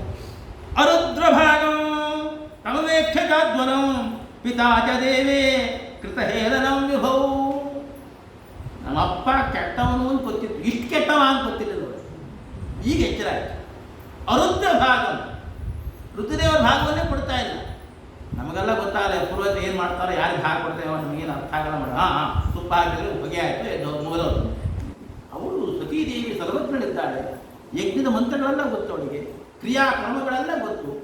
ಅದೇನೇನು ಹಾಕ್ತಾರೆ, ಏನು ಲೋಕ ಎಲ್ಲ ಗೊತ್ತಾಗ್ತಾ ಇದೆ. ಅದನ್ನು ನೋಡಿದ್ವಿ. ಅನಾದೃತ ಯಜ್ಞ ಸದಸ್ಯಧೀಶ್ವರಿ ಚುಕೋಪ ಲೋಕಾನಿವ ಧಕ್ಷತಿರುಷ. 3 ಲೋಕವನ್ನೇ ಸುಡತಕ್ಕಂಥ ಸಾಮರ್ಥ್ಯ ಅವಳಿಗೆ. ಅಂತಹ ಕೆಂಗಣ್ಣನ್ನು ನೋಡ್ತಿದ್ದಾಳೆ.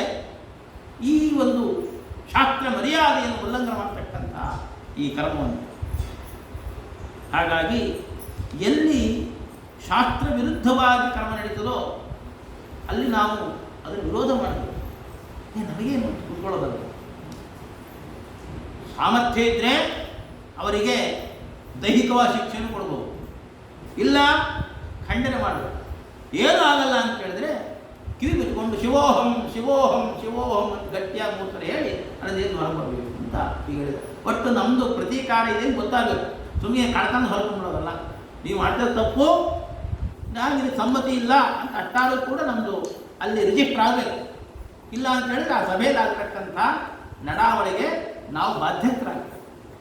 ಆದ್ದರಿಂದ ಇವಳು ಸಮರ್ಥರಿದ್ದಾಳೆ, ಜಗತ್ಸ್ವಾಮಿನಿ ಇದ್ದಾಳೆ ತಾಯಿ. ಅವಳು ನಾಶ್ಚರ್ಯಮೇಕತೋ ಅದದಸ್ತು ಸರ್ವದಾ ಮಹದ್ವಿನಂದ ಗುಣಪಾತ್ಮವಾದಿಷು. ದೇಹವನ್ನೇ ತಾನು, ದೇಹ ಅಂದರೆ ಹೆಣ ಇದೆ, ಹೆಣವನ್ನೇ ತಾನು ಅಂತ ಭಾವಿಸ್ತಕ್ಕಂಥ ರುದ್ರೇ ಹೇಳಿತು. ನಿನ್ನ ತಂದೆಗೆ ದುರಹಂಕಾರ ಇತ್ತು, ಭಗವಂತ ಇರಲಿಲ್ಲ. ಅದಕ್ಕೆ ದೇವಿ ಹೇಳ್ತಿದ್ದಾಳೆ ಗುಣಪಾತ್ಮವಾದಿಷು. ದೇಹವನ್ನೇ ಆತ್ಮ ತಿಳ್ಕೊಳ್ತಕ್ಕಂಥ ನಿಮ್ಮಲ್ಲಿ ಇಂತಹ ದುಷ್ಟಾಚಾರಗಳು ಆಶ್ಚರ್ಯಕರವಾದಲ್ಲ.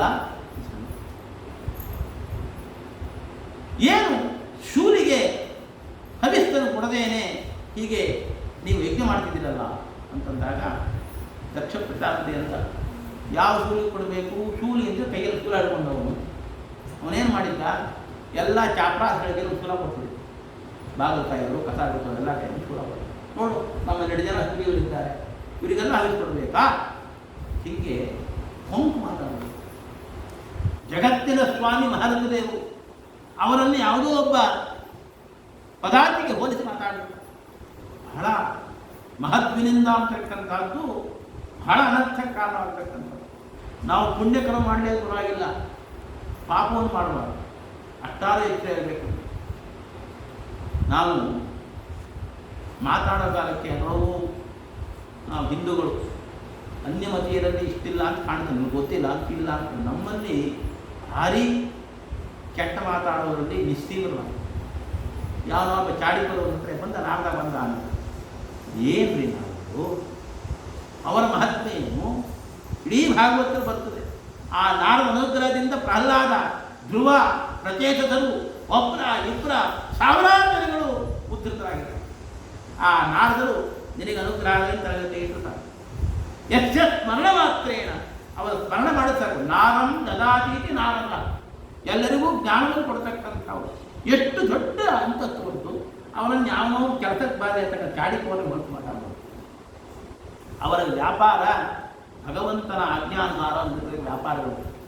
ಆ ವ್ಯಾಪಾರಗಳನ್ನು ನಾವು ಅರ್ಥ ಮಾಡ್ಕೊಳ್ಳೋಕ್ಕಾಗಲ್ಲ. ಅದನ್ನು ಚಾಡಿತನ ಅಂತ ಹೇಳ್ತಕ್ಕಂಥದ್ದು, ಪಿಶುನ ಅಂತ ನನ್ನ ಸುಮತ್ತು ಹೇಳ್ತಾರೆ.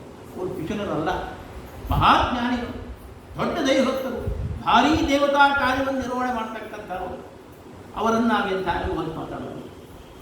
ಇನ್ಯಾರು ಹೆಚ್ಚಿಗೆ ಮಾತಾಡಿ ಶುರು ಮಾಡಿದ ಪುರಾಣ ಅಂತ ಅವರಂತಾರಂತೆ. ಪುರಾಣ ಕೇಳಿ ಶುರು ಮಾಡೋಣ ಅಂತಾರೆ, ಬೈಬಲ್ ಓದಿ ಶುರು ಮಾಡೋಣ ಅಂತಾರೆ. ನಾವಂತೀವಿ ಶುರು ಮಾಡಿದ ಪುರಾಣ, ಅಯ್ಯಾಗಿ ಪುರಾಣ ಸಾಕಪ್ಪ, ಕಾಡು ಹರಟೆ ಪುರಾಣ ಸಮಾನ. ಎಂತಹ ಪಾಪ ಇದೆ. ಪುರಾಣ ಪುರಾತನಮಪಿ ನವಂ, ಎಷ್ಟು ಹಳತಾಗಿದ್ರೂ ಕೂಡ ಇವತ್ತಿಗೂ ಹೊಸದು. ಆ ಪುರಾಣ ಶ್ರವಣ ಎಂಥ, ಪುರಾಣ ಪುಸ್ತಕ ಮನೆಯಲ್ಲಿ ಸಾಕು, ಪುರಾಣವನ್ನು ಶ್ರವಣ ಮಾಡಿ ಸಂಕಲ್ಪ ಮಾಡಿರ್ತಾರೆ.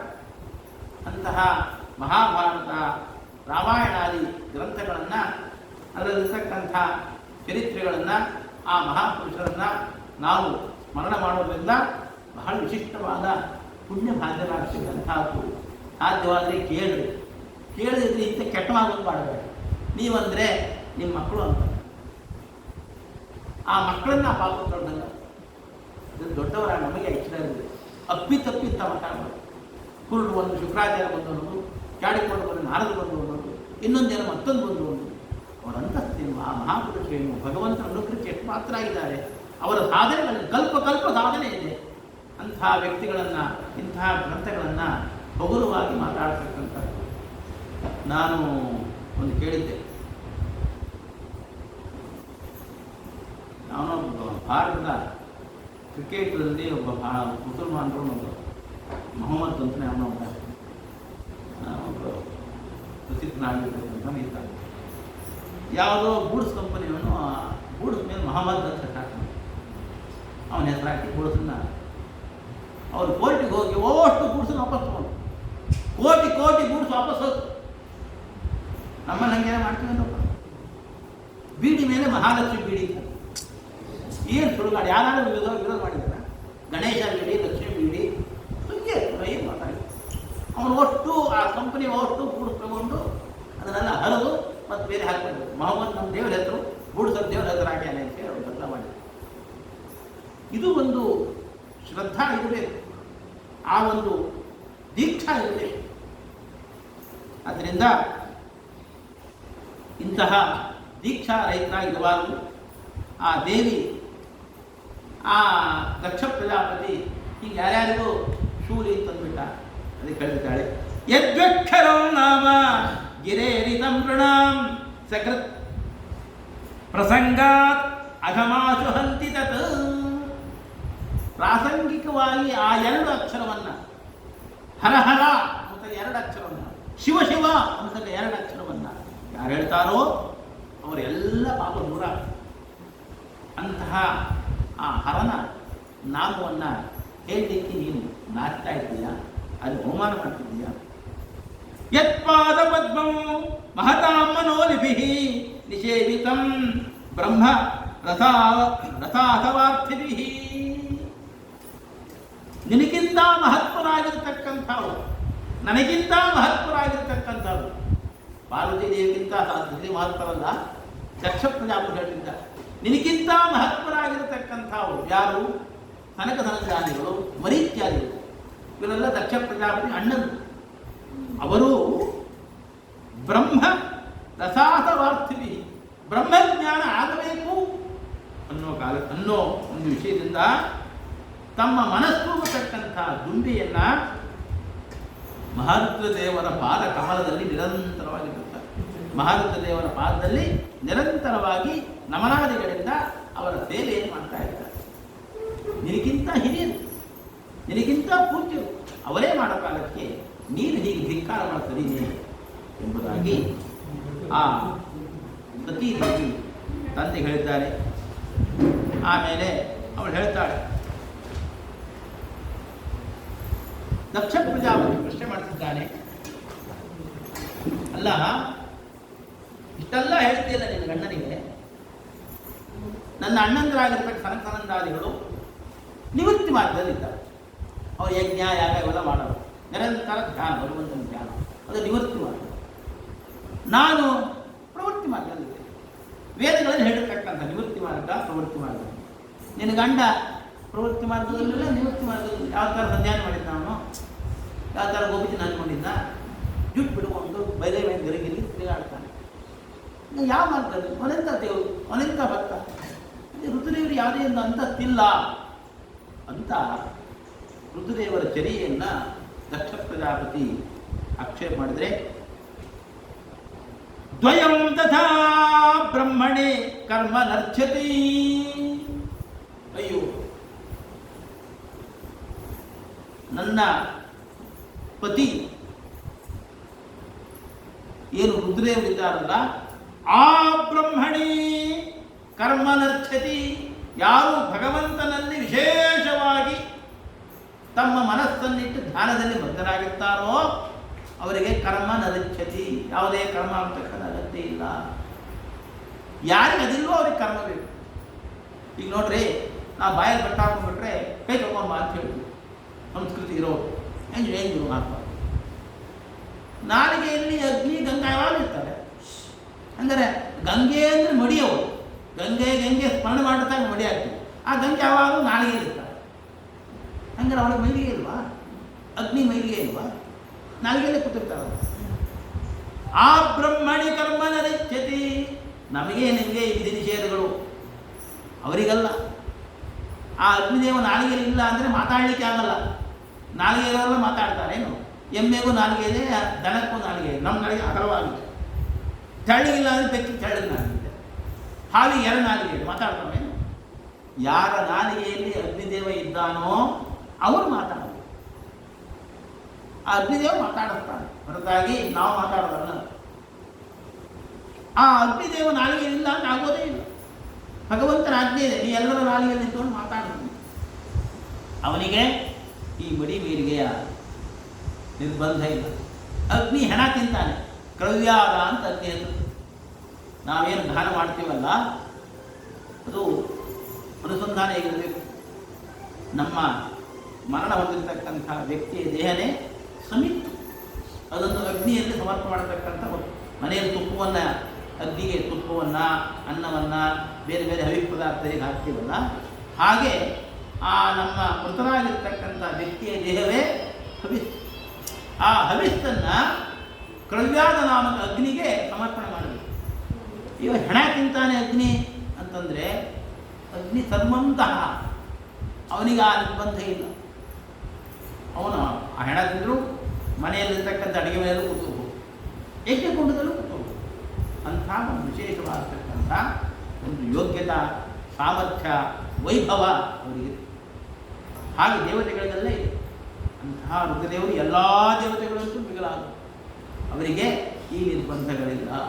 ಅದಕ್ಕೆ ಬೇರೆ ಬೇರೆ ಕಾರಣಗಳಿದೆ. ಶಾಸ್ತ್ರಗಳಲ್ಲಿ ಹೇಳಿದ ರಹಸ್ಯ, ರುದ್ರದೇವರು ಯಾಕಾಗ ಮಾಡ್ತಾರೆ ರಹಸ್ಯ. ಆ ರಹಸ್ಯವಾದ್ದರಿಂದ ಅದು ನಡೀತಿದೆ. ಅದರಿಂದ ಹೀಗೆಲ್ಲ ಮಾತಾಡಬಾರ್ದು. ಇದರಿಂದ ದೊಡ್ಡವರ ಚರ್ಯೆಯನ್ನು ನಾವು ನೋಡಿ ಹಾಸ್ಯ ಮಾಡೋದಲ್ಲ, ಅದು ಏನೇನೋ ಬೈದ ರಹಸ್ಯರಾಗಿರ್ತದೆ. ರಾಘವೇಂದ್ರ ಸ್ವಾಮಿ ಕಥೆಯಲ್ಲಿ ಬರ್ತದೆ. ರಾಘವೇಂದ್ರ ಸ್ವಾಮಿಗಳು ಹೇಳ್ತಾರೆ, ಸುಧೀಂದ್ರರು ಪುಣ್ಯಾತ್ಮರು ಬರಲಿ, ಬಾಲ ಭಾರ್ಯ ಬಾಲಕೋ ಲೋಪನೀತ. ನನ್ನ ಹೆಂಡತಿಗೆ ಇನ್ನೂ ಪ್ರಾಯ ಇದೆ, ನನ್ನ ಮಗ ಇನ್ನು ಸನ್ಯಾಸ ಉಪನಯನ ಮಾಡಿಲ್ಲ, ಅದಕ್ಕೆ ನಾನು ಸನ್ಯಾಸ ತಗೊಳ್ಳಲ್ಲ, ನನಗೆ ಮುದುಕರದ ಹೋಗುವಂತ. ಅಥವಾ ರಾಘವೇಂದ್ರ ಸ್ವಾಮಿ ವೈರಾಗ್ಯ ಇರಲಿಲ್ಲ ಅಂತ ಅರ್ಥ. ಬಾಲ ಭಾರ್ಯ ಹೆಂಡತಿಗೂ ಪ್ರಾಯ ಇದೆ ಅಂತ, ಇನ್ನು ರಾಘವೇಂದ್ರ ವೈರಾಗ್ಯ ಇರಲಿಲ್ಲ, ಅವರ ವೈರಾಗ್ಯ ಅಂತ ಏನು ಕಥೆ ಅವರಂತ ಏನು. ನಾವು ಈ ಕಥೆ ನೋಡ್ಕೊಂಡು ಅವ್ರು ರಾಘವೇಂದ್ರ ವೈರಾಗ್ಯ ಇಲ್ಲ ಅಂದ್ಬಿಟ್ರೆ ನಮ್ಮಂಥ ಮೂರ್ಖರು ಜಗತ್ತನ್ನ ಮರ್ತೋಗ್ತೀವಿ. ಈಗ ದೊಡ್ಡವರ ಚರ್ಯೆಯನ್ನು ಭಾಳ ಹುಷಾರಾಗಿ ತಿಳಿಬೇಕು. ಹಾಗಾಗಿ ಅವರನ್ನು ನಾವು ಹಗುರವಾಗಿ ಕಾಣ್ತಕ್ಕಂಥದ್ದಲ್ಲ, ಅವರನ್ನು ನಮ್ಮ ಅಂತಸ್ತಿಗೆ ತಕ್ಕಂಗೆ ಮಾತಾಡ್ತಕ್ಕಂಥದ್ದಲ್ಲ. ಅಂತಿಂದ ರುದ್ರದೇವರ ಬಗ್ಗೆ ನೀನು ಹೀಗೆಲ್ಲ ಮಾತಾಡಬಹುದು ಎಂಬುದಾಗಿ ಆ ಸತೀದೇವಿ ತನ್ನ ತಂದೆಗೆ ತಿಳಿಸಿದ್ದಾಳೆ. ದದರ್ಶ ದೇಹೋ ಕೃತಕಲ್ಮಷಸ್ತತಿ ಸದ್ಯ ಪ್ರಜ್ವಾಲ ಸಮಾಧಿಜಾಗ್ನಿನ ಗೋತ್ರಂ ತ್ವದೀಯಂ ಭಗವಾನ್ ಋಷಧ್ವಜಃ ದಾಕ್ಷಾಯಣೀತ್ಯಾಹ ಯದಾ ಸುಧರ್ಮನಾಃ ವ್ಯಪೇತನರ್ಮಸ್ಮೃತಮಾಶು ತದ್ವ್ಯಹಂ ವಿಕ್ಷುಚ್ಛಯೇ ತದ್ ಕುಣಪಂ ತದಂಗಜಂ. ಸತೀದೇವಿ ಹೇಳ್ತಿದ್ದಾಳೆ, ನನ್ನ ಗಂಡ ಹೋಗಬೇಡ ಅಲ್ಲಿಗೆ ಅಂತ ಹೇಳ್ದ. ನಾನು ಅವನ ಮಾತು ಕೇಳಿದಾಗ ಬಂದ್ಬಿಟ್ಟೆ. ನಾನು ನನ್ನ ಗಂಡನ ಮಾತನ್ನು ದಾಟಿ ಬಂದೆ. ಈಗ ನಾನು ವಾಪಸ್ ಹೋದರೆ ನನ್ನ ಗಂಡ ಕರುಣಾಳು, ನನ್ನ ಮಾತು ಕೇಳಿದ ಹೋಗಿದೆ ಹೋಗಿ ಅಂತ ತಿಂಗಳು ಅನ್ನೋದು ಕರ್ಕೋತಾನೆ, ಪ್ರೀತಿಯಿಂದ ಸಾಕ್ತಾನೆ, ನನಗೆ ಸ್ಥಾನಮಾನವನ್ನು ಕೊಡ್ತಾನೆ. ಆದರೆ ನಾನು ಹೋಗಲ್ಲ. ಯಾಕೆ ಹೋಗಲ್ಲ? ನಾನು ಹೋದರೆ ದಾಂಪತ್ಯವನ್ನು ಮಾಡೋ ಕಾಲಕ್ಕೆ ದಾಕ್ಷಾಯಿಣಿ ಅಂತ ಅವನು ಕರೀತಾನೆ. ಕರೆದಾಗ ನಿನ್ನ ನೆನಪಾಗುತ್ತಾನೆ. ದಕ್ಷಿಣ ಮಗಳಾದ್ದರಿಂದ ದಾಕ್ಷಾಯಿಣಿ, ನಿನ್ನ ನೆನಪಾಗ. ಗೋತ್ರಂ ತ್ವದೀಯಂ, ನಿನ್ನ ಗೋತ್ರವನ್ನು ಹೇಳಿ, ಗೋತ್ರ ಅಂತ ದೇಹ, ತ್ವದೀಯಂ ಗೋತ್ರಂ, ನಿನ್ನಿಂದ ಬಂದಿರತಕ್ಕಂಥ ದೇಹ. ಈ ದೇಹವನ್ನು ದಾಕ್ಷಾಯಿಣಿ ಎಂಬುದಾಗಿ ಗುರುತಿಸ್ತಾನೆ. ವ್ಯಪೇತ ನರ್ಮಸ್ಮೃತ, ನಾವು ಗಂಡ ಹೆಂಡತಿ ನಗನಗ್ತಾ ಇರಬೇಕು. ದಾಕ್ಷಾಯಿಣಿ ಅಂದ ತಕ್ಷಣ ನನಗೆ ನಿನ್ನ ನೆನಪಾಗ್ತದೆ. ನಿನ್ನ ಜೊತೆಗೆ ನೀನು ನನ್ನ ಗಂಡ ಬೈದಿದ್ದು, ನನಗೆ ಬೈದಿದ್ದು, ನೀ ಮಾಡ್ತಕ್ಕಂಥ ದುಷ್ಟ ಚಾರಿತ್ರ್ಯವನ್ನು ನೆನಪಾಗುತ್ತೆ. ತಕ್ಷಣ ನನ್ನ ಮಖ ಹಿಂಗಾಗುತ್ತೆ. ವ್ಯಪೇತ ನರ್ಮಸ್ಮೃತ, ಆ ಮಂದ ಹಾಸ ಕರಗೋದು. ಅದಕ್ಕೋಸ್ಕರ ಈ ದೇಹನೇ ಬೇಕು. ವಿಸ್ತೃಚ್ಛೆ ಏತತ್ ಕುಣಪಂ, ಈ ದೇಹವನ್ನೇ ಬಿಟ್ಬಿಡ್ತೇನೆ. ಏನು ಅವರಿಗೆ ದೇಹ ಬಿಡೋದು ತಗೊಳ್ಳೋದು ಅಂದರೆ ಹರಕಂಗೆ ಒಳಾಗ್ತದೆ, ಅಷ್ಟು ಸುಖ. ದದರ್ಶ ದೇಹ ಕೃತಕಲ್ಮಷಸ್ತುತಿ ಸದ್ಯ ಪ್ರಜ್ವಾಲ. ಆ ಕೂಡಲೇ ಉತ್ತರಾಭಿಮುಖವಾಗಿ ದರ್ಪೇನ ಹಾಕಿಕೊಂಡು ಆಚರಣೆ ಮಾಡಿಕೊಂಡು ಆ ಪರಾತ್ಪರ ಭಗವಂತನ ಸ್ಮರಣೆ ಮಾಡ್ತಾ ಅಗ್ನಿಯಿಂದ ಅಂತರಂಗದಲ್ಲಿರ್ತಕ್ಕಂಥ ಯೋಗಾಗ್ನಿಯನ್ನು ಬೆಳೆಸ್ಬಿಟ್ರು. ದೇಹ ಅಂತಕ್ಕಂಥ ಕ್ಷಣದಲ್ಲಿ ಜನಗಳು ಹಾ ಹಾ ಹಾ ಅಂತಿದ್ದಾರೆ. ದಕ್ಷ ಪ್ರಜಾಪತಿಗೆ ಎಚ್ಚರ ಆಗೋ ಹೊತ್ತಿಗೆ ಅಚಾತುರ್ಯ ಆಗೋಗಿತ್ತು. ಆಮೇಲೆ ರುದ್ರದೇವರು ವೀರಭದ್ರನ್ನು ಕಳಿಸಿದ್ದಾರೆ. ಅಲ್ಲಿ ಬಂದು ಯಜ್ಞದಲ್ಲಿ ಪಾಲ್ಗೊಂಡವರೆಲ್ಲರಿಗೂ ಕೂಡ ಶಿಕ್ಷೆ ಆಗಿದೆ. ದಕ್ಷ ಪ್ರಜಾಪತಿಗೂ ಕೂಡ ಶಿಕ್ಷೆ ಆಗಬೇಕಾಗಿದೆ. ಆಕ್ರಮ್ಯೋರಿಸಿ ದಕ್ಷಸ್ಯ ಶಿತಿಧಾರೇಣ ಹೇತಿನ ಛಿಂದನ್ನಪಿ ತದರ್ಥಂ ನಾಶಕ್ನೋತ್ರಂಬಕಸ್ತಲ. ವೀರಭದ್ರ ದಕ್ಷ ಪ್ರಜಾಪತಿ ಹಿಡ್ಕೊಂಡ್ಬಿಟ್ಟಿದ್ದಾನೆ. ಖಡ್ಗದಿಂದ ಪ್ರಹಾರ ಮಾಡ್ತಿದ್ದಾನೆ. ಮಾಡಿದರೂ ಕೂಡ ಛಿಂದನ್ನಪಿ ತದರ್ಥಂ, ಅವನ ತಲೆಯನ್ನು ಕತ್ತರಿಸಲಿಕ್ಕೆ ಆಗ್ತಾನೆ ಇಲ್ಲ. ಬಹಳ ಆಶ್ಚರ್ಯ, ಇದೇನಿದು? ವಿಸ್ಮಯಂ ಪರಮಾಪನ್ನ, ಅವನ ಅಸ್ತ್ರಕ್ಕೆ ಪ್ರತಿಹತನೇ ಇಲ್ಲ. ಅಂಥದ್ದು ಖಡ್ಗದಿಂದ ಪ್ರಹಾರ ಮಾಡಿದರೆ ಅವನ ಚರ್ಮ ಕೂಡ ಏನಾಗಲ್ಲ. ಯಾಕಾಗೆ ಅಂದರೆ ಯಜ್ಞ ಮಾಡಬೇಕಾದ್ರೆ ಏನೇ ಕ್ರಮ ಮಾಡಬೇಕಾದ್ರೂ ಕೂಡ ಭೂತೋಚ್ಚಾಟನ ಮಾಡ್ಕೋಬೇಕು. ನಾವು ಮಾಡ್ಕೋಬೇಕು ಭೂತೋಚ್ಚಾಟನ. ನಾವು ಭೂತೋಚ್ಚಾಟ ಏನೂ ಆಗಲ್ಲ. ಇರುವೆಗಿರುವೆ ನಮಗೆ ಬರ್ತಾರೆ. ಭೂತೋಚ್ಚಾಟನ ಮಂತ್ರದಿ ಮಾಡಿಕೊಂಡ್ರೆ ಆ ನೀರು ಹಾಕಿದಷ್ಟು ಕೂಡ ಯಾವುದೇ ದುಷ್ಟ ಶಕ್ತಿ ಬರಬಾರದು. ಅಷ್ಟು ಶಕ್ತಿ ಆ ಮಂತ್ರಕ್ಕೆ. ಇವರಿಗೆ ಭೂತೋಚ್ಚಾಟ ಮಾಡ್ಕೊಂಡಿದ್ದಾನೆ, ಅಂಥ ಶಕ್ತಿ ಇದೆ. ಆದ್ದರಿಂದ ಇವನು ಭೂತನಾಥ ವೀರಭದ್ರ. ಅವನೇನು ಮಾಡಿದ್ರು ಅವನಿಗೆ ತೊಂದರೆ ಆಗಬಾರ್ದು. ಆ ತೊಂದರೆ ಆಗ್ತಾ ಇಲ್ಲ. ಇದು ಮಂತ್ರದ ಶಕ್ತಿ. ಇದು ಗೊತ್ತಾಯ್ತು ನೀವು. ಈ ವೀರಭದ್ರನಿಗೆ ನನ್ನ ಶಕ್ತಿ ಯಾಕೆ ವಿಫಲ ಆಗ್ತದೆ ಗೊತ್ತಾಯ್ತು. ವಿಸ್ಮಯಂ ಪರಮಾಪನ್ನ, ಬಹಳ ಆಶ್ಚರ್ಯಪಟ್ಟ. ದಗ್ಧೌ ಪಶುಪತಿಶ್ಚರ, ಓಹೋ ಇವನನ್ನು ನಾವು ಸಂಹಾರ ಮಾಡಬೇಕಾದ್ರೆ ಹೀಗೆ ಮಾಡಬೇಕು. ಏನು ಮಾಡಬೇಕು? ಯಜಮಾನ ಪಶೋಕಸ್ಯ, ಈ ಯಜ್ಞಕ್ಕೆ ಯಜಮಾನನಾಗಿರ್ತಕ್ಕಂಥವನು ದಕ್ಷ ಪ್ರಜಾಪತಿ. ಈ ದಕ್ಷ ಪ್ರಜಾಪತಿ ನಾನು ನಿಗ್ರಹ ಮಾಡ್ತಿದ್ದೇನೆ. ಯಾಕೆ ನಿಗ್ರಹ ಮಾಡ್ತಿದ್ದೇನೆ? ನಾನು ಒಂದು ಯಜ್ಞ ಮಾಡ್ತಿದ್ದೇನೆ. ಯಾವ ಯಜ್ಞ ಅದು? ವೈಷ್ಣವರ ನಿಂದೆ ಮಾಡತಕ್ಕಂಥವನು ಖಂಡನೆ ಮಾಡುವ ಯಜ್ಞ. ಅದೊಂದು ಪುಣ್ಯಕರ್ಮ. ವಿಷ್ಣು ಭಕ್ತರನ್ನ ದ್ವೇಷ ಮಾಡುವವರನ್ನ ನಿಗ್ರಹ ಮಾಡತಕ್ಕಂಥ ಒಂದು ಕರ್ಮ. ಭಾಗವತೋತ್ತಮನಾಗಿರ್ತಕ್ಕಂಥ ರುದ್ರದೇವರ ನಿಂದೆ ಮಾಡಿದ್ದಾನೆ ದಕ್ಷ ಪ್ರಜಾಪತಿ. ಇವನನ್ನು ನಿಗ್ರಹ ಮಾಡಬೇಕು. ಇದರಿಂದ ಭಾಗವತೋತ್ತಮನಾದ ರುದ್ರದೇವರ ನಿಂದಕರ ಸಂಹಾರ ಅಂತಕ್ಕಂಥ ಒಂದು ಪುಣ್ಯಕರ್ಮ. ಈ ಯಜ್ಞದಲ್ಲಿ ಯಾರು ಪಶು ಅಂದರೆ ಈ ದಕ್ಷ ಪ್ರಜಾಪತಿನೇ ಪಶು ಅಂತ ಸಂಕಲ್ಪ ಮಾಡಿಕೊಂಡು ಯಾವಾಗ ಪ್ರಹಾರ ಮಾಡಿದ್ನೋ, ಜುಹಾವ ಏಕದಶರ ತಸ್ಮಿನ್ ದಕ್ಷಿಣಾಗ್ನೋ ಅಮರಶಿತಃ, ಅವನ ತಲೆಯನ್ನ ದಕ್ಷಿಣಾಗ್ನಿಯಲ್ಲಿ ಆಹುತಿಯನ್ನು ಕೊಟ್ಟು ಹೊರಟೋದು. ಹೀಗೆ ಆ ದಕ್ಷ ಪ್ರಜಾಪತಿಯ ತಲೆ ತುಂಡಾಯಿತು. ಇಲ್ಲಿ ಅನೇಕ ಪ್ರಮೇಯಗಳನ್ನು ಗಮನಿಸಬೇಕು ನಾವು. ಅನುಸಂಧಾನ ಅಂತಕ್ಕಂಥ ಬಹಳ ಮುಖ್ಯ. ಅನುಸಂಧಾನದಿಂದ ಮಾಡ್ತಕ್ಕಂಥ ಕರ್ಮಕ್ಕೆ ಬೆಲೆ ಇಲ್ಲ ಅಂತ ಹೇಳ್ತಾರಲ್ಲ. ಎತ್ತು ಗಾಣ ಸುತ್ತದಂಗೆ ಅಂತೇಳಿ ಆ ಸುಮ್ಗೆ ಪ್ರದಕ್ಷಿಣೆ ಬಂದರೆ ಅದಕ್ಕೆ ಏನೂ ಬೆಲೆ ಇಲ್ಲ. ಸ್ವಲ್ಪ ಮುಂದೆ ಬರ್ರಿ, ಹಿಂದೆ ಕುತ್ಕೊಳ್ಳೋದು ಅನುಕೂಲ ಆಗುತ್ತೆ. ಎಂತೂ ಗೋಡೆ ಬಿಟ್ಟಿದ್ರೆ ಆದ್ದರಿಂದ ಮುಂದೆ ಬಂದ್ಬಿಡು, ಗೋಡೆ ಕುತ್ಕೊಳ್ಳಿ. ಅನುಸಂಧಾನ ರಹಿತವಾಗಿರತಕ್ಕಂಥ ಕರ್ಮ ಅದಕ್ಕೆ ಬೆಲೆ ಇಲ್ಲ. ಅನುಸಂಧಾನ ಪುರಸ್ಸರವಾದ ಕರ್ಮಕ್ಕೆ ಭಾರಿ ಬೆಲೆ ಇದೆ. ಗರುಡ ಪುರಾಣ ಹೇಳುತ್ತೆ, ಗಂಗಾ ಸ್ನಾನದಿಂದ ಪುಣ್ಯ ಬರುತ್ತೆ ಅಂತಾದರೆ ಕಪ್ಪೆಗಳಿಗೆ ಮೀನುಗಳಿಗೆ ಎಷ್ಟು ಪುಣ್ಯ ಬರಬೇಕು? ಅಲ್ಲೇ ಹೋಗಿ ತಲೆ ಸಾಯ್ತಾವೆ. ಅವಕ್ಕಿಲ್ಲ. ಯಾಕೆಂದರೆ ಆ ಸ್ನಾನದ ಅನುಸಂಧಾನ ಇದೆ. ಉಪವಾಸದಿಂದ ಪುಣ್ಯ ಅಂತ ಹೇಳ್ತಾರೆ. ಮಂಗಳ ಸಾಯಕಂತ ಹಣ್ಣೆ ತಿಂದಿರ್ತಾವೆ, ಅವಕ್ಕೆ ಎಷ್ಟು ಪುಣ್ಯ ಬರ್ತವೆ? ಅನುಸಂಧಾನ ರಹಿತವಾಗಿರ್ತಕ್ಕಂಥ ಕರ್ಮಕ್ಕೆ ಬೆಲೆ ಇಲ್ಲ. ಹಾಗಾಗಿ ಇಲ್ಲೂ ಕೂಡ ಯಾವಾಗ ಅನುಸಂಧಾನ ಮಾಡಿಕೊಂಡು ಅನುಸಂಧಾನ ಆದ ತಕ್ಷಣ ಆ ದಕ್ಷ ಪ್ರಜಾಪತಿಯ ತಲೆ ತುಂಡಾಯಿತು. ಅದನ್ನು ಅಗ್ನಿಗೆ ಹಾಕಿ ಸುಟ್ಟು. ಯಾಕೆ ಸುಟ್ಟ? ಇಲ್ಲೇ ಬಿಟ್ಟು ಹೋಗೋದಾಗಿತ್ತು. ಯಾಕೆಂದರೆ ಮುಂದೆ ಈ ಯಜ್ಞ ಎಲ್ಲ ಮೊದಲು ಈ ಗಲಾಟೆ ಎಲ್ಲ ಆದಮೇಲೆ ರುದ್ರದೇವರನ್ನು ಸ್ತೋತ್ರ ಮಾಡ್ತಾ ಎಲ್ಲ ಆಗ್ತಾರೆ. ಆಮೇಲೆ ಯಜ್ಞ ಇವನು ದಕ್ಷ ಪ್ರಜಾಪತಿಯನ್ನು ಶುರು ಮಾಡಿದ ಯಜ್ಞ ಅದು ಅರ್ಧಕ್ಕೆ ನಿಲ್ಲಬಾರ್ದು, ಅದು ಪೂರ್ಣ ಆಗಬೇಕು. ಅರ್ಧಕ್ಕೆ ನಿಂತ್ಬಿಟ್ಟು ಜಗತ್ತಿಗೆ ಹಾನಿ. ಅಂದರೆ ಪೂರ್ಣ ಆಗಬೇಕು. ಯಜಮಾನ ಬದುಕಬೇಕು ಅಂದರೆ ಯಜಮಾನ ತಲೆ ಇದೆ. ಇವನು ತಲೆ ಇಟ್ಟಿದ್ರೆ ಅದೇ ತಲೆ ಜೋಡಿಸ್ಬೋದಾಗಿತ್ತು. ಅದು ತಲೆ ಸುಟ್ಟು ಹಾಕ್ಬಿಡ್ತಾನೆ. ಯಾಕೆ ಹೀಗೆ ಅಂತ ಹೇಳಿದರೆ, ನಂದೀಶ್ವರ ಶಾಪ ಕೊಟ್ಟಿದ್ದ. ಯಾವಾಗ ರುದ್ರದೇವರಿಗೆ ಇವನು ನಿಂದೆ ಮಾಡಿದ್ನೋ ಆಗ ನಂದೀಶ್ ಶಾಪ ಕೊಟ್ಟಿದ್ದ. ದಕ್ಷೋ ಬಸ್ತಮುಖೋ ಭವತ್, ದಕ್ಷನ ತಲೆ ಆಡಿನ ತಲೆ ಆಗಲಿ. ಈ ತಲೆ ಇದ್ದಿದ್ರೆ ಅದೇ ತಲೆ ಹಿಡಿತಿದ್ದ ರುದ್ರದೇವ. ಆದರೆ ನಂದೀಶ್ವರನ ಮಾತು ಸತ್ಯ ಆಗಬೇಕು, ಅದಕ್ಕೋಸ್ಕರ ತಲೆ ಸುಟ್ಟಿದ್ದಾರೆ. ಹಾಗೆ ತಲೆಯಲ್ಲಿಲ್ಲ, ಆಡಿದ ತಲೆಯನ್ನಿಟ್ಟು ಅವನಿಗೆ. ಹಾಗೆ ಅಲ್ಲಿ ಯಾರ್ಯಾರಿಗೋ ಕೆಲವರು ಕೈ ಬಂದಿದ್ರು, ಕೆಲವರು ಕಣ್ಣು ಹೋಗಿತ್ತು, ಕೆಲವರು ಹಲ್ಲು ಹೋಗಿತ್ತು. ಅವರಿಗೆಲ್ಲ ಏನೇನೋ ಒಂದು ಸ್ಟೆಪ್ನಿ ಬೇರೆ ಬೇರೆ ಆಗ್ತಕ್ಕಂಥ ವ್ಯವಸ್ಥೆಯನ್ನು ಮಾಡಿ ಕೊನೆಗೆ ಯಜ್ಞ ಆಯಿತು. ಯಜ್ಞ ಪೂರ್ಣ ಆಯಿತು. ಭಗವಂತ ಪ್ರತ್ಯಕ್ಷನಾದ. ರುದ್ರದೇವರು ಹೇಳ್ತಿದ್ದಾರೆ,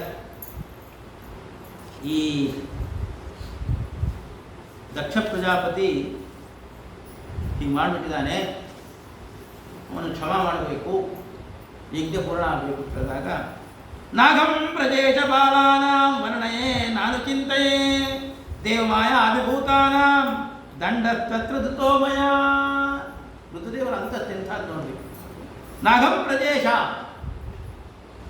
ನಾನು ದಕ್ಷ ಪ್ರಜಾಪತಿ ಇವರು ಯಾರ ಮೇಲೆ ನನಗೆ ಸಿಟ್ಟಿಲ್ಲ. ಬಾಲಾನಾಂ ವರ್ಣಯೇ ನಾನು ಚಿಂತೆಯೇ, ಮಕ್ಕಳು ತಪ್ಪು ಮಾಡಿದಾಗ ತಾಯಿ ಪೆಟ್ಟು ಹಾಕ್ತಾಳೆ. ಹಗಲಲ್ಲೇ ಹೇಳ್ತಾ ಬಿಡೋದು, ಅಣ್ಣ ನನ್ನ ಮಗ ಬೆಣ್ಣೆ ಕದ್ಬಿಟ್ಟ, ನನ್ನ ಬೆಣ್ಣೆ ಊರಲ್ಲೇ ಹೇಳ್ಕೊಂಡು ಹೋಗ್ತಾ ಅಣ್ಣ. ಒಂದು ಗದ್ದ ಪೆಟ್ಟು ಹಾಕಿ ತಪ್ಪು ಮಾಡಿ ಒಂದು ಹೇಳ್ತಾ ಅಷ್ಟೇ ಮುಗಿದಲ್ಲಿ ಮತ್ತು ಅದನ್ನು ಬೆಳೆಸ್ಕೊಂಡು ಹೋಗೋದಲ್ಲ. ಹಾಗೆ ಇವರಲ್ಲಿ ಬಾಲಕರಿದ್ದಂಗೆ ಆ ಬಾಲಕ ತಪ್ಪು ಮಾಡಿದ್ರು. ದೇವಮಾಯಾ ವಿಭೂತಾನ, ಅಜ್ಞಾನಕ್ಕೆ ಸಿಲುಕಿ ಏನೇನೋ ಮಾಡ್ತಾನೆ, ತಪ್ಪು ಮಾಡ್ತಾನೆ, ಒಂದು ಪೆಟ್ಟು ಹಾಕ್ತಾನೆ. ಅಲ್ಲಿ ಮುಗಿದೋದು. ಆ ತಪ್ಪಿಗೆ ಒಂದು ಪ್ರಾಯಶ್ಚಿತ್ತ ಪೆಟ್ಟು. ಇನ್ನು ಮುಂದೆ ಅವನು ನನ್ನ ಭಕ್ತ ಅವನು ಅನುಗ್ರಹ ಮಾಡ್ತೇನೆ. ಇದು ಆ ತ್ರಿಮೂರ್ತಿಗಳಲ್ಲಿರ್ತಕ್ಕಂಥ ಒಂದು ಕಾರುಣ್ಯ, ಒಂದು ಔದಾರ್ಯ, ಆ ಅಂತಸ್ತು ಅಂತಕ್ಕಂಥದ್ದನ್ನು ನಾವು ಗಮನಿಸಬೇಕು. ಹೀಗೆ ಆ ಮನುವಿನ ಮಕ್ಕಳ, ಹೆಣ್ಣು ಮಕ್ಕಳ ಕಥೆಯನ್ನು ತಿಳಿಸಿದ್ದಾರೆ. ಮುಂದೆ ಮನುವಿನ ಗಂಡು ಮಕ್ಕಳ ಕಥೆಯನ್ನು ಹೇಳ್ತಾರೆ. ಪ್ರಿಯವ್ರತ, ಉತ್ತಾನಪಾದ ಎಂಬುದಾಗಿ ಇಬ್ಬರು ಮಕ್ಕಳಿದ್ದಾರೆ. ಉತ್ತಾನಪಾದ ಎರಡನೇ ಮಗ, ಅವನ ಕಥೆ ಹೇಳ್ತಿದ್ದಾರೆ. ಉತ್ತಾನಪಾದನಿಗೆ ಇಬ್ಬರು ಹೆಣ್ಣಂದರು. ಜಾಯೇ ಉತ್ತಾನಪಾದಸ್ಯ ಸುನೀತಿ ಸುರುಚಿತ್ತಯೋ ಸುರುಚಿ ಪ್ರೇಯಸೀ ಪತ್ಯು ನೇತರ ಯಸ್ತುತೋ ಧ್ರುವ. ಸುನೀತಿ, ಸುರುಚಿ ಅಂತ ಇಬ್ಬರು ಹೆಣ್ಣಂದರು. ಇವನ ಹೆಸರು ಉತ್ತಾನಪಾದ. ಕಾಲು ಎತ್ತಿ ಹೊರಗಿಟ್ಟವ. ಉತ್ತಾನಪಾದ ಕಾಲೆತ್ತವ. ಕಾಲೆತ್ತಿ ಮರ್ಯಾದೆಯ ಲೈನನ್ನು ದಾಟಿ ಹೊರಗಿಟ್ಟವ ಅಂತ ಸೂಚನೆ. ಹೆಸರಿಡೋ ಕಾಲಕ್ಕೆ ಸರಿಯಾದ ಹೆಸರಿಡಬೇಕಂತೆ. ಯಾಕೆಂದರೆ 10 ದೇವತೆಗಳು ಅಂತ ಇರ್ತಾರೆ. ಅವ್ರು ಯಾವಾಗ ಕಥಾಸ್ತು ಅಂತಿರ್ತಾರೆ. ನಾವೇನಾದ್ರು ಮಕ್ಕಳಿಗೆ ಕೆಟ್ಟ ಹೆಸರಿಟ್ಟರೆ ಕಥಾಸ್ತು ಅಂತಾರೆ. ಅವ್ರಿಗೆ ಕೆಟ್ಟದನ್ನೇ ನಾವು ಸರಿಯಾದ ಹೆಸರಿಟ್ಟರೆ ಕಥಾಸ್ತು ಅಂತಾರೆ. ಅವರು ಸರಿಯಾಗಿರ್ತಕ್ಕಂಥ ಕಾಣ್ತಾರೆ. ಈ ಉತ್ತಾನಪಾದ ಅಂತ ಹೆಸರಿಟ್ಟರು ಕಥಾಸ್ತು ಅಂತ ಸ್ವಲ್ಪ ಕಾಲು ಹೊರಗಿಟ್ಟವ. ಅಷ್ಟು ಪ್ರಿಯವ್ರತನಷ್ಟು ನೆಟ್ಟಿಗಿಲ್ಲ ಇವ ಅಂತ ಸೂಚನೆ. ಇವನಿಗೆ ಇಬ್ಬರು ಹೆಂಡಂದರು, ಸುನೀತಿ, ಸುರುಚಿ. ಮೊದಲನೇ ಹೆಂಡತಿ ಹೆಸರು ಸುನೀತಿ. ಮನೆಯಲ್ಲಿ ಅಪ್ಪ ಅಮ್ಮ ಲಗ್ನ ಮಾಡೋ ಕಾಲಕ್ಕೆ ಆ ಮನೆತನದ ಮರ್ಯಾದೆ ಎಲ್ಲ ನೋಡಿಕೊಂಡು ಸರಿಯಾಗಿರ್ತಕ್ಕಂಥವ್ಳು. ಅವಳು ನೋಡ್ಲಿಕ್ಕೆ ಚೆನ್ನಾಗಿದ್ದೇ ಇರಬಹುದು, ಆದರೆ ಒಳ್ಳೆ ಗುಣವಂತರು ಸುನೀತಿ. ಎರಡನೇ ಲಗ್ನ ಇವು ಮಾಡ್ಕೋತಾನೆ, ಲವ್ ಮ್ಯಾರೇಜ್. ಅವರು ಸುರುಚಿ, ನೋಡ್ಲಿಕ್ಕೆ ಚಂದಿರ್ತಾರೆ, ಆದರೆ ಒಳ್ಳೆಯವರು. ಇದಕ್ಕೆ ಸುರುಚಿ, ಸುನೀತಿ. ಸುನೀತಿ ಒಳ್ಳೆಯ ಹಣ್ಣಾದ್ರಿಂದ ಯತ್ಸುತಃ ಧ್ರುವ, ಧ್ರುವನಂತಹ ಗಂಡು ಮಗುವಿಗೆ ಜನ್ಮ ಕೊಟ್ಟರು ಸುನೀತಿ ಅಂತಕ್ಕಂಥ. ಇಂತಹ ಮಗು ತಂದೆಯಿಂದ ಲಾಲನವನ್ನು ಪಡಿಬೇಕು ಹೇಳಿದ. ಮಕ್ಕಳು ತಂದೆ ತಾಯಿಗಳಿಂದ ಲಾಲನ ಪಡೆತಕ್ಕಂಥದ್ದು ಅವರ ಹಕ್ಕು. ಹೆತ್ತವರೇ ಮಕ್ಕಳನ್ನು ದೂರ ಮಾಡೋರು, ರಕ್ಷಣೆ ಮಾಡೋರು. ಅಲ್ಲಿ ಹೆತ್ತವರು ಆ ಮಕ್ಕಳಂತಕ್ಕಂಥ ಗುಣದೋಷಗಳನ್ನು ಚಿಂತನೆ ಮಾಡದಂತೆ ಅವರನ್ನು ಸರಿಯಾಗಿರ್ತಕ್ಕಂಥ ಪ್ರೀತಿ ವಾತ್ಸಲ್ಯಗಳಿಂದ ಬೆಳೆಸಬೇಕು. ಮಕ್ಕಳ ಮನಸ್ಸು ಬಹಳ ಸೂಕ್ಷ್ಮ. ನಾವು ಪ್ರೀತಿ ವಾತ್ಸಲ್ಯಗಳನ್ನು ಕೊಡಲಿಲ್ಲ ಅಂದರೆ ಅವರಲ್ಲಿ ಆ ದ್ವೇಷ ಆಸರಿ ಬೆಳ್ಕೊಂಡು ಹೋಗ್ತದೆ.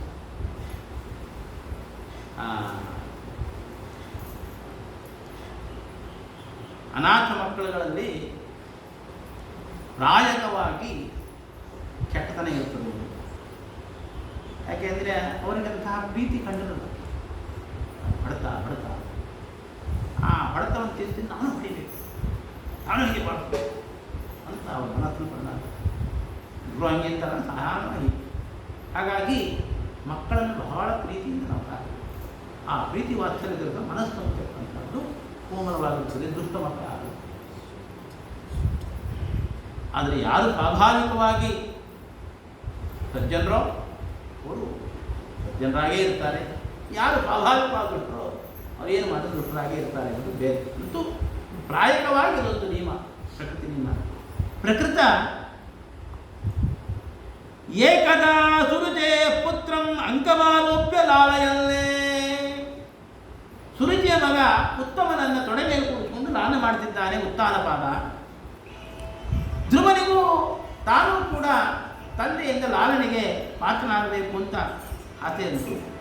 ಬಂದರೆ ನವಸ್ಯ ನವದೇರ್ಧಿಷ್ಣಂ ಭವಾನ್ ಆರೋಢಮರ್ಹತಿ. ಪಕ್ಕದಲ್ಲಿ ಕೂತಿರ್ತ ಸುರುಚಿ ಅಂದರು, ನೀನು ರಾಜನ ತೊಡೆಯಲ್ಲಿ ಇರಲಿಕ್ಕೆ ಯೋಗ್ಯನಲ್ಲ. ಯಾಕೆಂದರೆ ನ ಪುರುಷಾವಪಿ ನೃಪಾತ್ಮಜ.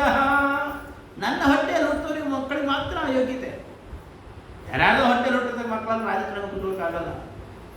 ತಪತಾರಾಧ್ಯ ಗೋವಿಂದ, ಭಗವಂತನನ್ನು ತಪಸ್ ಮಾಡಿ ನಾನು ಸುರುಚಿಯ ಮಗನ ಹುಟ್ಟಬೇಕು, ವರ ಕೇಳ್ಕೊಂಬ. ನನ್ನ ಹೊಟ್ಟೆಯಲ್ಲಿ ಹುಟ್ಟಿದ್ರೆ ರಾಜನ ಕಡೆಗೆ ಕೂತು ಹೋಗಿ ತಪಸಾರಾಧ್ಯ ಪುರುಷಂ ತಸ್ಮೈವಾನುಗ್ರಹೇಣ ಮೇ ಗರ್ಭೆ ತ್ವಂ ಸಾಧಯಾತ್ಮಾನೋ. ಹೀಗಂದಾಗ ಆ ಸಣ್ಣ ಮಗು ಅಪ್ಪನ ಮುಖ ಅಂತ, ಅಪ್ಪ ಸ್ತ್ರೈಣ ಹೆಣ್ಣಿ ಸೋತವ ಹಿಂಗೆ ತಿರ್ಕೊಂಡ್ಬಿಟ್ಟ. ಏನು ಮಾಡಬೇಕು ಕಂದವ, ಬೆಕ್ಕು ಬೆಕ್ಕು ಕಡ್ತಾ ಇದ್ದ. ಅಪ್ಪ ಅಮ್ಮ ಇಬ್ಬರು ಈ ರೀತಿ ಅಂದಾಗ ಓಡಿ ಓಡಿ ಬರ್ತಿದ್ದಾನೆ ತನ್ನ ತಾಯಿ ಹತ್ರ. ಏನು ಏನು ಮಗನ ಹೆಂಗೆ ಕೇಳ್ತಾಳೆ, ಒಪ್ಪುತ್ತಾಳೆ, ಎದೆ ಉಪ್ಕೊಂಡಿದ್ದಾಳೆ. ಏನಾಯ್ತು? ಬಿಗ್ ಬಿಗ್ ಬರೆದ ಮಾತಿ ಬರುವಂತ ಹೋದ್ರಿ. ಯಾಂ ಭಾರೇತಿ ವಾ ಮೂಢುಂ ಇಡಸ್ಪತಿರ್ಮಾಮೆ ವಿಲಜ್ಜತೆ. ಹೌದಪ್ಪ, ನಿನ್ನಪ್ಪ ನನ್ನನ್ನು ನನ್ನ ಹೆಂಡತಿ ಇವಳು ಅಂತ ಹೇಳ್ಕೊಂಡು ನಾಚ್ಕೋತಾನೆ. ಯಾರ ಹತ್ರ ಕೂಡ ಇಂಟ್ರೊಡ್ಯೂಸ್ ಮಾಡ್ಕೊಳ್ಳೋದೇ ಇಲ್ಲ, ಬರೀ ಸುರುಚಿನ ಮಾತ್ರ ಇಲ್ಲ. ಸತ್ಯಂ ಸುರತ್ಯಾಭೀತಂ, ನನ್ನಂತಹ ಹತಭಾಗ್ಯಗಳ ಹೊಟ್ಟೆಯಲ್ಲಿ ಹುಟ್ಟಿರ್ತಕ್ಕಂಥ ನಿನಗೆ ಆ ಭಾಗ್ಯ ಇಲ್ಲಪ್ಪ. ಸುರುಚಿ ಹೇಳ್ತಕ್ಕಂಥ ಸತ್ಯ ಇದೆ. ಹೋಗು. ಯದ್ದುರ್ಭಗಾಯ ಉದರೇ ಗೃಹೀತ, ನನ್ನಂತಹ ಹತಭಾಗ್ಯಗಳ ಹೊಟ್ಟೆಯಲ್ಲಿ ಹುಟ್ಟಿದ್ದೀಯಾ, ಹೋಗು ಭಗವಂತನ ತಪಸ್ ಮಾಡು, ಭಗವದ್ ಅನುಗ್ರಹದಿಂದ ಎಲ್ಲ ಇಚ್ಛಾ ಪೂರ್ಣ ಆಗ್ತದೆ ಅಂತ ಆ ಸವತಿಯ ಮೇಲಿನ ಸಿಟ್ಟಿನಿಂದ ಇವಳು ಕೂಡ ಹಾಗೆ ಹುಡುಗ ಹೊರಟಾಗಿಟ್ಟ. ಅಹೋ ತೇಜ ಕ್ಷತ್ರಿಯಾಣ ಮಾನಭಂಗಂ ಅಮೃಶ್ಯತ. ಸಣ್ಣ ಹುಡುಗ ಅಂದ್ರೆ ಗಂಟೆ ಗಂಟೆ ಹಾಲು ಕುಡಿಯೋದು, ಚಿಕ್ಕಲಿ ತಿಂದೆ ಕೊಡಬಳೆ ತಿಂದೆ ಅಂತಕ್ಕಂಥ ಹುಡುಗ ಹರಡ್ಬಿಟ್ಟ ಮನೆ. ನಾನು ನೋಡ್ತಿದ್ದಾರೆ. ಅಹೋ ಕ್ಷತ್ರಿಯಾಣ, ಕ್ಷತ್ರಿಯ ರಕ್ತ ನೋಡು ಎಷ್ಟು ಬಿಸಿ ಅದು. ಅದೇನಾದರೂ ಕೂಡ ಅವಮಾನವನ್ನು ಸಹನೆ ಮಾಡ್ತಕ್ಕಂಥದ್ದು. ಸರಿ, ಮನಕ ಕಾಡಿಗೆ ಹೋಗ್ತಿದ್ದಾನೆ. ಕಾಡನ್ನು ನೋಡ್ತಾನೆ. ನ ಸಾಧು ನಾಪ್ಯಾಮಾನಂತೆ ಸಮ್ಮಾನಂ ವಾಪಿ ಪುತ್ರಕ ಲಕ್ಷಯಾಮಃ ಕುಮಾರಸ್ಯ ಸಕ್ತಸ್ಯ ಕ್ರೀಡನಾದಿಷು. ನಾರದು ಬಂದರು. ಏನಪ್ಪ ತಪಸ್ ಮಾಡಿ ಬಂದಿ ನಾರದ ನಾರದ ನಡೆಸ್ಬಿಟ್ಟು ಇಲ್ಲಿ ನೋಡಿದೆ, ಇಂಥ ಹುಲಿ ಇದೆ, ಹೆಬ್ಬಾವಿದೆ, ಒಂದು ಕ್ಷಣದಲ್ಲಿ ನಿಂತು ಹಾಕ್ಬಿಡ್ತಾರೆ. ನೀವು ಹಸಿವೆ ಆದ ತಕ್ಷಣ ಹಾಲು ಕೊಡಲಿಕ್ಕೆ ಆಗೋದಿಲ್ಲ, ಚಳಿ ಆದರೆ ಹಲಿಕೆ ಹಚ್ಚಲಿಕ್ಕೆ ಆಗೋದಿಲ್ಲ. ಹೋಗು. ಈಗೇನು ಅವಮಾನ ಆಯಿತು ಅಂತ ಕೇಳಿದರೆ, ಸಣ್ಣ ಹುಡುಗ ಅಮ್ಮ ಪೆಟ್ಟು ಹಾಕಿದರೆ ಅಮ್ಮನ ಸೆರಗಲ್ಲಿ ಹೊರಕೋಬೇಕಷ್ಟೇ ಹೊರತಾಗಿ ಅಮ್ಮನನ್ನು ಶಿಫ್ಟ್ ಮಾಡಲಿಕ್ಕಿಲ್ಲ. ಹೌದು, ಮಾನವಮಾನವನ್ನು ವಿಚಾರ ಮಾಡ್ತಕ್ಕ ವಯಸ್ಸಲ್ಲ. ಹೋಗು. ದುರಾರಾಧ್ಯ ಮತಿರ್ಮಮ. ಆ ಭಗವಂತ ನಾರಾಯಣ ಇದ್ದಾನಲ್ಲ, ಅವನು ದುರಾರಾಧ್ಯ. ಅಷ್ಟು ಸುಲಭವಾಗಿ ಯಾರಿಗೂ ಅನ್ನಲ್ಲ. ನೋಡಿದ್ವಿ, ತಲೆ ಕೆಳಗಾಗಿ ಹೊಗೆ ಹಾಕ್ಕೊಂಡು ಎಷ್ಟೋ ವರ್ಷ ತಪಸ್ ಮಾಡ್ತಿದ್ದಾರೆ. ಅವ್ರು ಎಷ್ಟೋ ಕಲ್ಪ ಹೋಗಿ ಯಾಕೆ ಮಾಡ್ತಿದ್ದೀರಾ ಅಂತ ಕೇಳಿ, ಇವ್ರು ನೋಡಿ ಒಟ್ಟು ಕಾಲ ತಪಸ್ ಮಾಡ್ತಾರೆ. ಇವ್ರನ್ನು ಕೇಳಿದ್ರು, ಯಾರನ್ನು ಕೇಳಲ್ಲ, ಹೋಗು ಹೋಗು ಅಂತ ನಾರದರು ಅವನಿಗೆ ಗಟ್ಟಿಯ ಕಾರ್ಯಕ್ರಮ ನಾರದರು. ನೂನಂ ಭವಾನ್ ಭಗವತಃ ಯೋಂಗಜಃ ಪರಮೇಷ್ಟಿನಃ ವಿತದಲ್ ಅಟದೇ ವೀಣಾಂ ಹಿತಾರ್ಥಂ ಜಗತೋರ್ಕವತು. ಜಗತ್ತಿಗೆ ಹಿತ ಮಾಡಬೇಕು ಅಂತ ಸೂರ್ಯ ಹೇಗೆ ಇಡೀ ಜಗತ್ತನ್ನು ಸುತ್ತದಾನೋ ಹಾಗೆ ಭಕ್ತರಿಗೆ ಅನುಗ್ರಹ ಮಾಡಬೇಕು ಅಂತ ಹೇಳಿ ಬ್ರಹ್ಮಪುತ್ರ ನೀವು ಜಗತ್ತು ಸುತ್ತಾ ಇದ್ದೀರಿ. ನನಗೂ ಇದು ಬಂದಾಗ ಹಾಗೆ ಅನ್ನಿಸ್ತು. ನಾನೇ ಶಿಫ್ಟ್ ಮಾಡ್ಕೊಂಡು ಬಂದುಬಿಟ್ಟೆ, ಇದನ್ನು ಚಲೋ ಅಲ್ಲ, ವಾಪಸ್ ಹೋಗೋಣ ಅಂತಿದ್ದೆ. ಇನ್ನು ಹೋಗಲ್ಲ ನಾನು. ಯಾಕೆ? ನೂನಂ ಭಗವತಃ, ನೀವು ನನಗೆ ಸಿಕ್ಕಿಬಿಟ್ಟಿಲ್ಲ. ನೀವು ತಲೆ ಮೇಲೆ ಕೈ ಇಟ್ಟು ನನಗೆಲ್ಲ ಅನುಗ್ರಹ ಆಗುತ್ತೆ. ಅದರಿಂದ ಅವರಿಗೆ ನಿಮ್ಮಂಥ ಗುರುಗಳು ಸಿಕ್ಕಿಲ್ಲ, ಅದು ಭಗವಂತ ಅನುಗ್ರಹ ಆಗಿದೆ. ನನಗೆ ನಿಮ್ಮಂಥ ಗುರುಗಳು ಸಿಕ್ಕಿದ್ದೀರಾ, ಭಗವಂತ ಅನುಗ್ರಹ ಆಗತ್ತೆ ಅಂತ ಗಟ್ಟಿಯಾಗಿ ಕಾಣಿಸ್ಕೊಂಡು ಗುರುವಿನ ಅನುಗ್ರಹ ಅಂತಕ್ಕಂಥದ್ದು ಹರಿ ಅನುಗ್ರಹಕ್ಕೆ ಮೂಲಭೂತವಾಗಬೇಕು. ಮುಕುಂದ ಭಕ್ತಿ ಗುರುಭಕ್ತಿ ಜಾಯಿ ಅಂತಹ ನಾರದರು ಈ ಹುಡುಗನ ಪ್ರಯತ್ನವನ್ನು ನೋಡಿ ಸಂತೋಷಗೊಂಡಿದ್ದಾರೆ. ತಲೆ ಮೇಲೆ ಕೈ ಇಟ್ಟಿದ್ದಾರೆ. ಭಗವನ್ ಅನುಗ್ರಹ ಆಗಲಿ ಅಂತ ಹೇಳಿದ್ದಾರೆ. ಅದನ್ನು ಅಂದ್ಬಿಟ್ರೆ ಸುತ್ತ ಮುಗಿದೋಯ್ತು. ಅಂತಹ ಸಣ್ಣ ಹುಡುಗ ಭಗವಂತ ಧ್ರುವ ಪುಟ್ಟ ಬಾಲಕನಿಗೆ ಭಗವಂತನ ಸಾಕ್ಷಾತ್ಕಾರ ಮಾಡಿರ್ತಕ್ಕಂಥವ್ರು ನಾರದರು. ಎಂಥ ಮಹಿಮೆಯವರು ನೋಡು. ಅಂತಹ ನಾರದರು ಅವರೇನು ಹೇಳಿದಾರೋ ಆ ಪ್ರಕಾರವಾಗಿ ತ್ರಿರಾತ್ರಾಂತೆ ಕಪಿತ್ತ ಬದಲಾಚನ, ಮೊದಲನೇ ತಿಂಗಳಲ್ಲಿ 3 ದಿನಕ್ಕೆ ಒಮ್ಮೆ ಬೇಲದ ಹಣ್ಣು ತಿಂತಾರೆ. ದ್ವಿತೀಯಂಚ ತಥಾಮಾತಂ ಷಷ್ಠೇ ಭಗೋದಿನೇ, 2ನೇ ತಿಂಗಳಾಗುವಾಗ 6 ದಿನಕ್ಕೊಮ್ಮೆ ಒಣಗಿದ ಹುಲ್ಲನ್ನು ತಿಂತಾನೆ. 3ನೇ ತಿಂಗಳಾಗುವಾಗ 9 ದಿನಕ್ಕೊಮ್ಮೆ ಅಭಕ್ಷ, ಒಂದು ಭಕ್ತ ನೀರು ಕುಡಿತಾನೆ. 4ನೇ ತಿಂಗಳಾಗುವಾಗ ಕೇವಲ ಉಸಿರಾಟ. 5, 6ನೇ ತಿಂಗಳಲ್ಲಿ ಸಮಾಧಿಯಲ್ಲಿದ್ದಾನೆ. ಇಂತಹ ಕಠಿಣವಾದ ತಪಸ್ಸನ್ನು ಮಾಡಿದ್ದಾರೆ. ಇಲ್ಲಿ ಒಂದು ಮಾತು ಬರುತ್ತೆ, ದೇವತೆಗಳೆಲ್ಲ ವಿಘ್ನ ಮಾಡಬೇಕು ಅಂತ ಹೇಳಿ ಹೆಬ್ಬ ಬಂದ್ಬಿಟ್ಟು, ಆನೆ ಒಂದು ಕೇಳಿಬಿಟ್ಟು, ಸಿಂಹ ಒಂದು ಗರ್ಜನೆ ಮಾಡಿತು. ಇವೆಲ್ಲ ಮಾಡಿದ್ರು ಕೂಡ ಆ ದೇವತೆಗಳು ಹೊಟ್ಟಿದ ವಿಗ್ರಹಕ್ಕೆ ಇವನು ವಿಚಲಿತನಾಗಲಿಲ್ಲ ಅಂತ ಕಥೆ ಹೇಳ್ತಾರೆ. ಅದಕ್ಕೆ ಆಚಾರ್ಯ ನಿರ್ಣಯ ಕೊಡ್ತಾರೆ, ದೇವತೆಗಳು ವಿಘ್ನ ಮಾಡಿದರೆ ವಿಚಲಿತರಾಗದಂತೆ ಮನಸ್ಸಿನ ಸ್ಥೈರ್ಯ ಇತ್ತು ಅಂದರೆ ಆ ಮನಸ್ಸು ನಿಯಮನ ಮಾಡೋದು ಅದು ದೇವತೆಗಳೇ ಮನೋನಿಯಾಮಕರು, ದೇವತೆಗಳೇ ಇಂದ್ರಿಯ ನಿಯಾಮಕರು.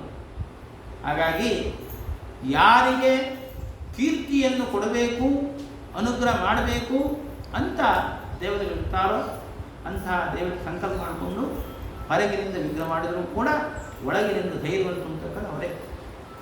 ಇವನಿಗೆ ಕೀರ್ತಿ ಕೊಡಬೇಕು ಅನ್ನೋ ದೃಷ್ಟಿಯಿಂದ ಆ ರೀತಿ ಮಾಡ್ತಾರೆ. ಆದರೆ ದೇವತೆ ವಿಗ್ರಹ ಮಾಡಿದಾಗ ಅವನು ವಿಫಲನಾದ ಅಂದರೆ ಅವನು ಬುದ್ಧಿಪೂರ್ವಕವಾಗಿ ಮಾಡಿದ್ದೇವೆ.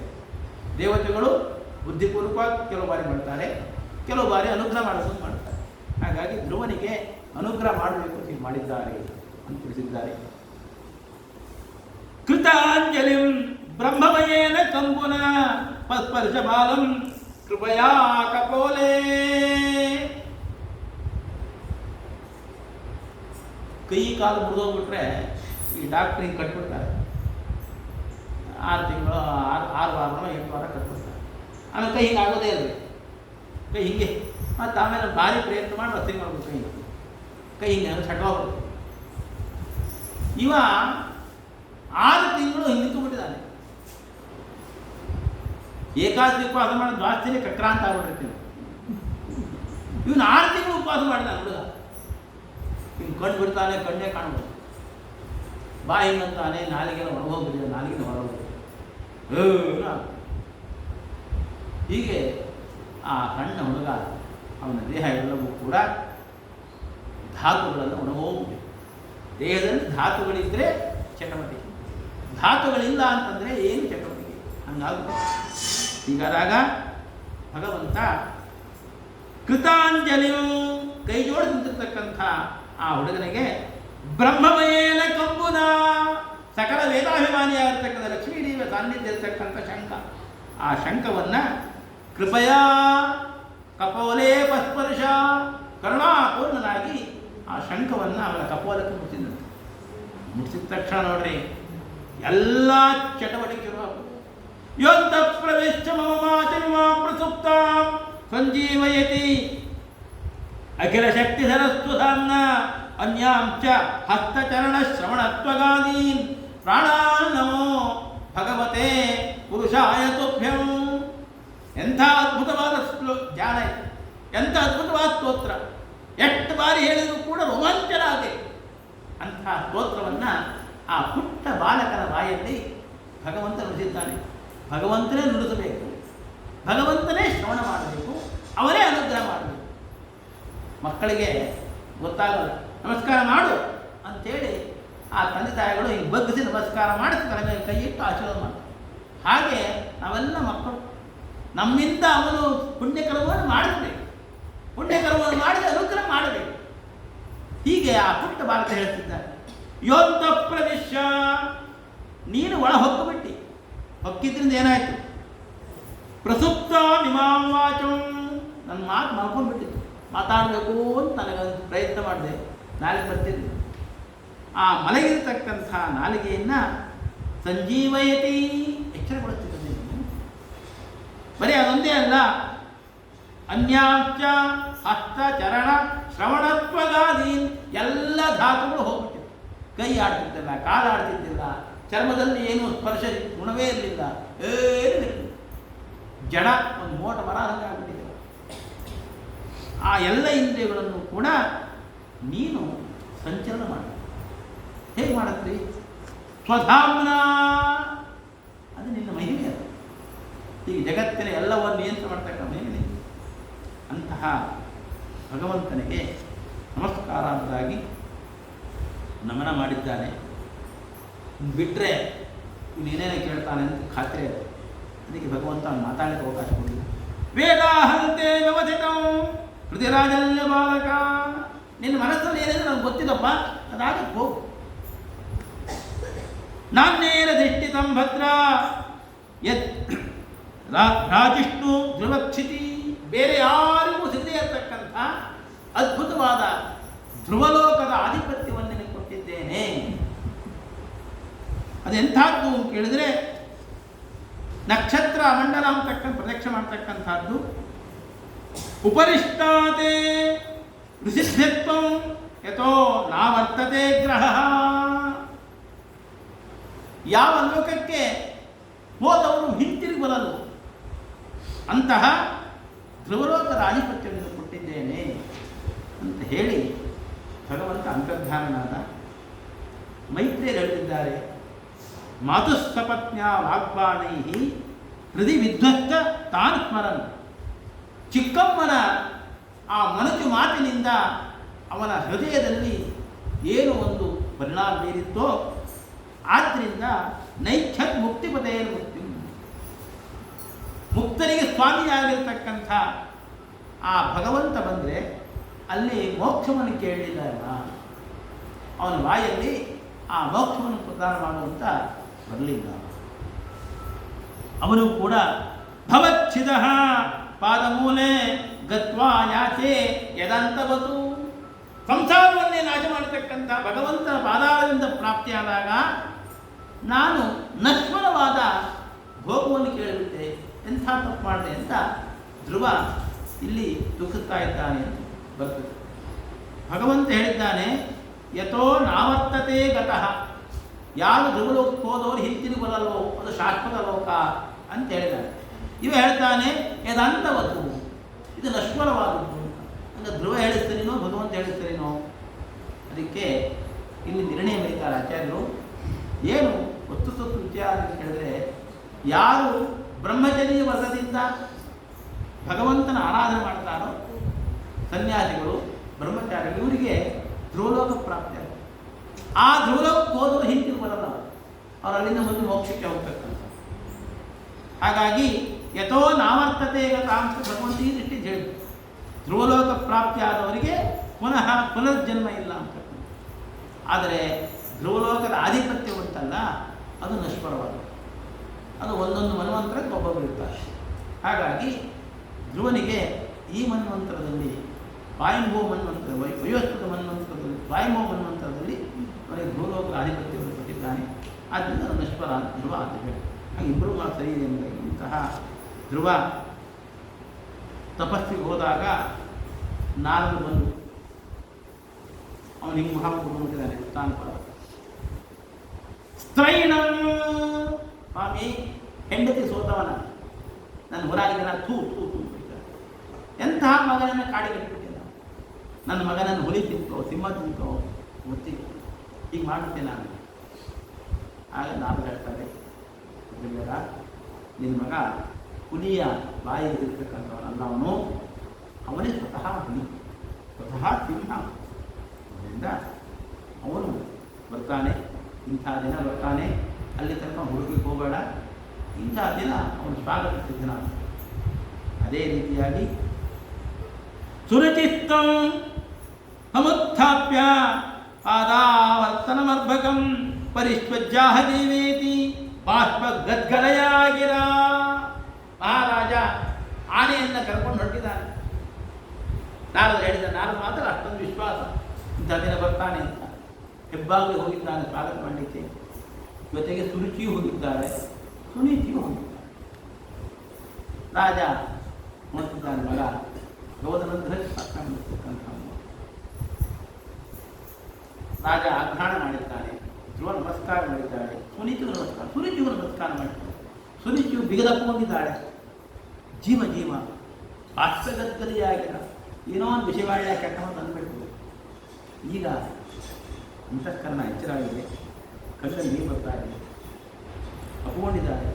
ದೀರ್ಘಕಾಲ ಬಾಳುವ ಆಶೀರ್ವಾದ. ನಾರದು ಹೇಳ್ತಿದ್ದಾರೆ, ತಸ್ಮೈ ನಮಂತಿ ಭೂತಾನಿ ನಿಮ್ನ ಆಪೈವ ಸ್ವಯಂ. ಮಳೆ ಬಿದ್ದರೆ ತಗ್ಗಿ ಹೋಗ್ತದೆ ನೀರು, ವಸ್ತುತ್ತು ತುದಿ ಒಣಗಿರ್ತದೆ, ಅವರಿಗೆ ನೀರಿದೆ. ಆದರೆ ಅಲ್ಲಿ ನೀರು ನಿಲ್ಲಲ್ಲ, ತಗ್ಗಿನಲ್ಲಿ ಯಾವಾಗಲೂ ತ್ಯಾವ ಇರ್ತದೆ, ಅಲ್ಲಿಗೆ ನೀರು ಬರ್ತದೆ. ಭಗವಂತನ ಅನುಗ್ರಹ ಆಯಿತು ಅಂತ ಕೇಳಿದ್ರೆ ಹಿಂದೂ ಅನುಗ್ರಹ ಏನು ಬೇಕಾಗಿಲ್ಲ, ಅವರೆಲ್ಲ ಸಮೃದ್ಧ ಆಗ್ತದೆ. ಅದು ಎಲ್ಲರೂ ಅವರಿಗೆ ಅನುಗ್ರಹ ಮಾಡ್ತಾರೆ. ಭಗವಂತ ನನ್ನವ ಅಂತ ಅಂದ್ಬಿಟ್ಟು ಸಾಕು, ಚಿಕ್ಕವರೆಲ್ಲ ಅನುಗ್ರಹ ಮಾಡ್ತಾರೆ. ಅದರಿಂದ ಸುರುಚಿನೂ ಅನುಗ್ರಹ ಮಾಡ್ತಾರೆ, ಎಲ್ಲರೂ ಅನುಗ್ರಹ ಮಾಡಬೇಕಂತ ಶಾಸ್ತ್ರ ಹೇಳ್ತಾರೆ. ಸಾಲಿಗ್ರಾಮ ಶಿಲಾ, ಅದಕ್ಕೆ ಒಂದು ಹನಿ ನೀರು, ಒಂದು ದಳ ತುಳಸಿಯನ್ನು ಯಾರು ಸಮರ್ಪಣೆ ಮಾಡ್ತಾರೋ ಅವನ ಕೈಯನ್ನು ಮುಟ್ಟಬೇಕು ಅಂತ ದೇವತೆಗಳ ಕಾಕರಾಗಿರ್ತಾರೆ. ಅಂತಹ ವಿಶೇಷವಾಗತಕ್ಕಂಥ ಪುಣ್ಯ ಪ್ರಾಪ್ತಿ ಆಗ್ತದೆ ಸಾಲಿಗ್ರಾಮ ಶಿಲಾ ಅಂತ.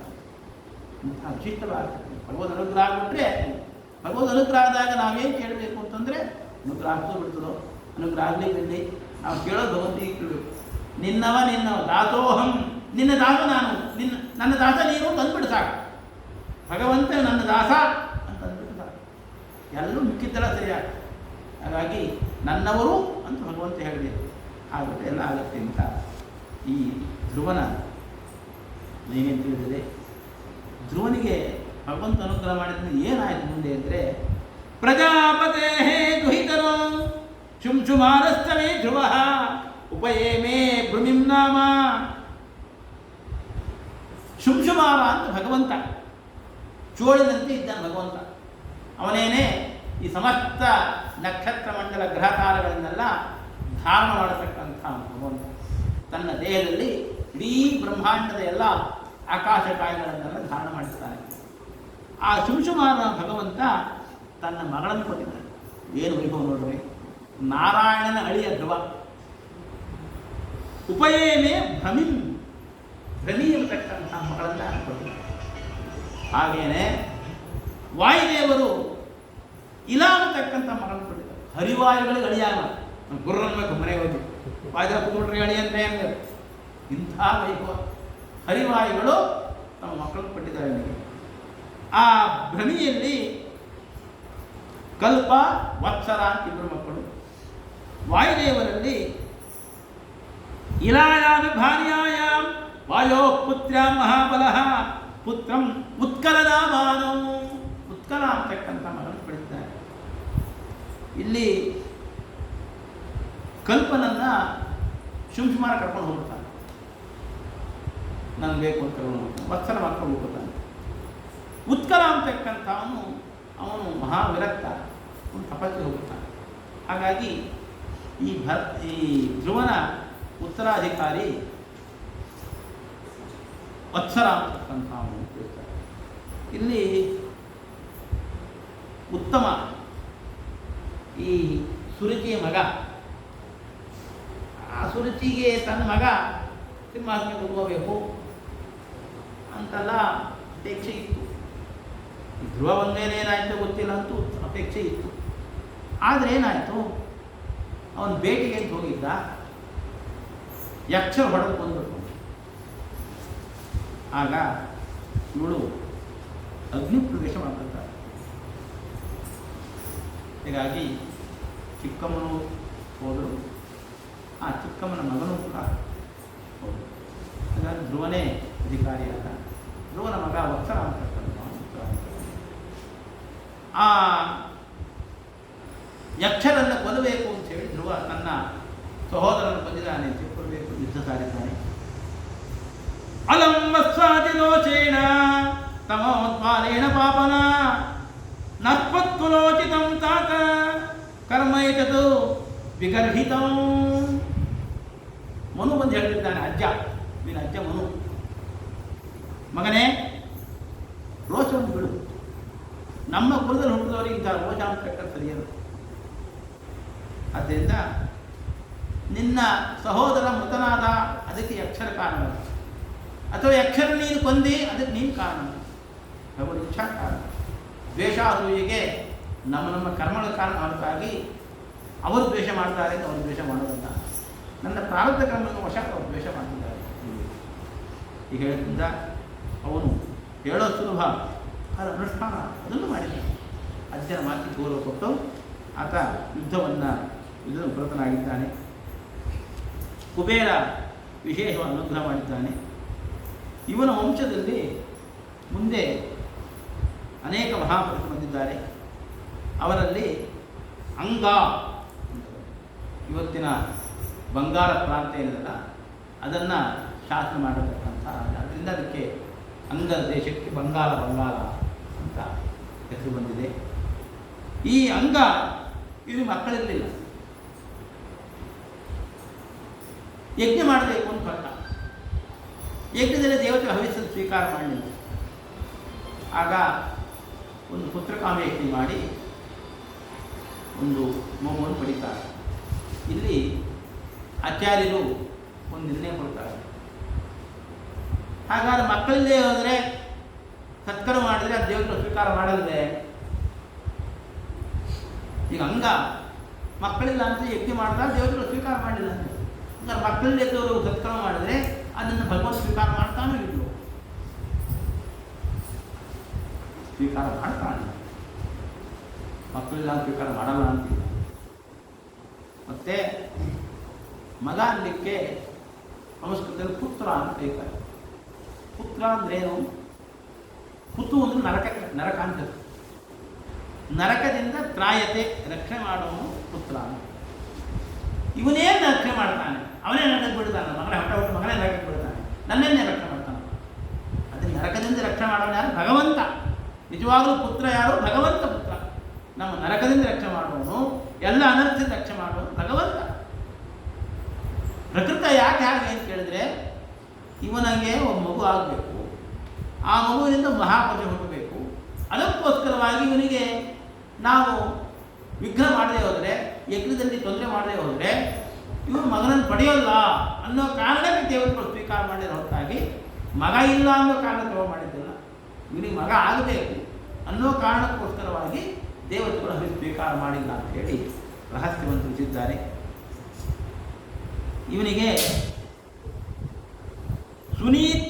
ಸುನೀತಾಂಗಸ್ಯ ಯಾ ಪತ್ನಿ ಸುಷವೇ ವೇನವಲ್ಬಣಂ ಯದ್ದೌಶೀಲ್ಯಾತೆ ತದಾದರ್ಶಿ ನಿರ್ವಿಣ್ಯ ನಿರಗಾತ್ಪುರಾತೆ.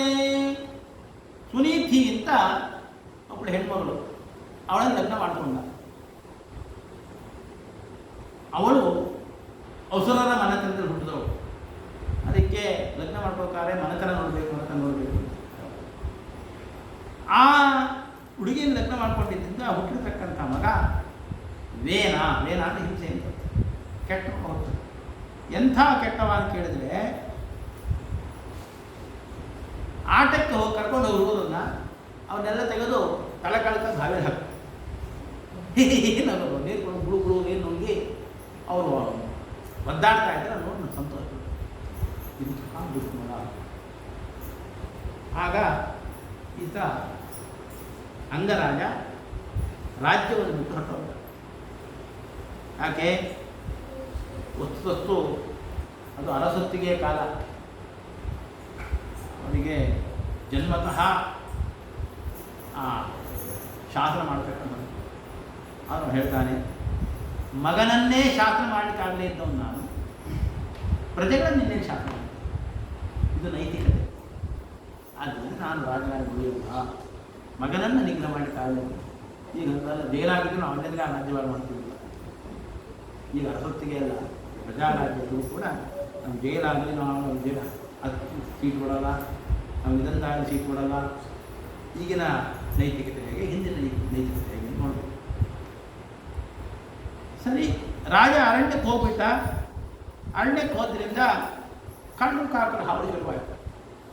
ಯಾವ ಭೂಭಾಗದಲ್ಲಿ ರಾಜನ ಶಾಸನವಿಲ್ವೋ ಅಲ್ಲಿ ಯಜ್ಞ ಮಾಡಿದರೆ, ಸಂಧ್ಯಾವನೆ ಮಾಡಿದರೆ ದೇವ್ರ ಪೂಜೆ ಪುಣ್ಯ ಇಲ್ಲ ಅಂತ ಹೇಳ್ತಾರೆ.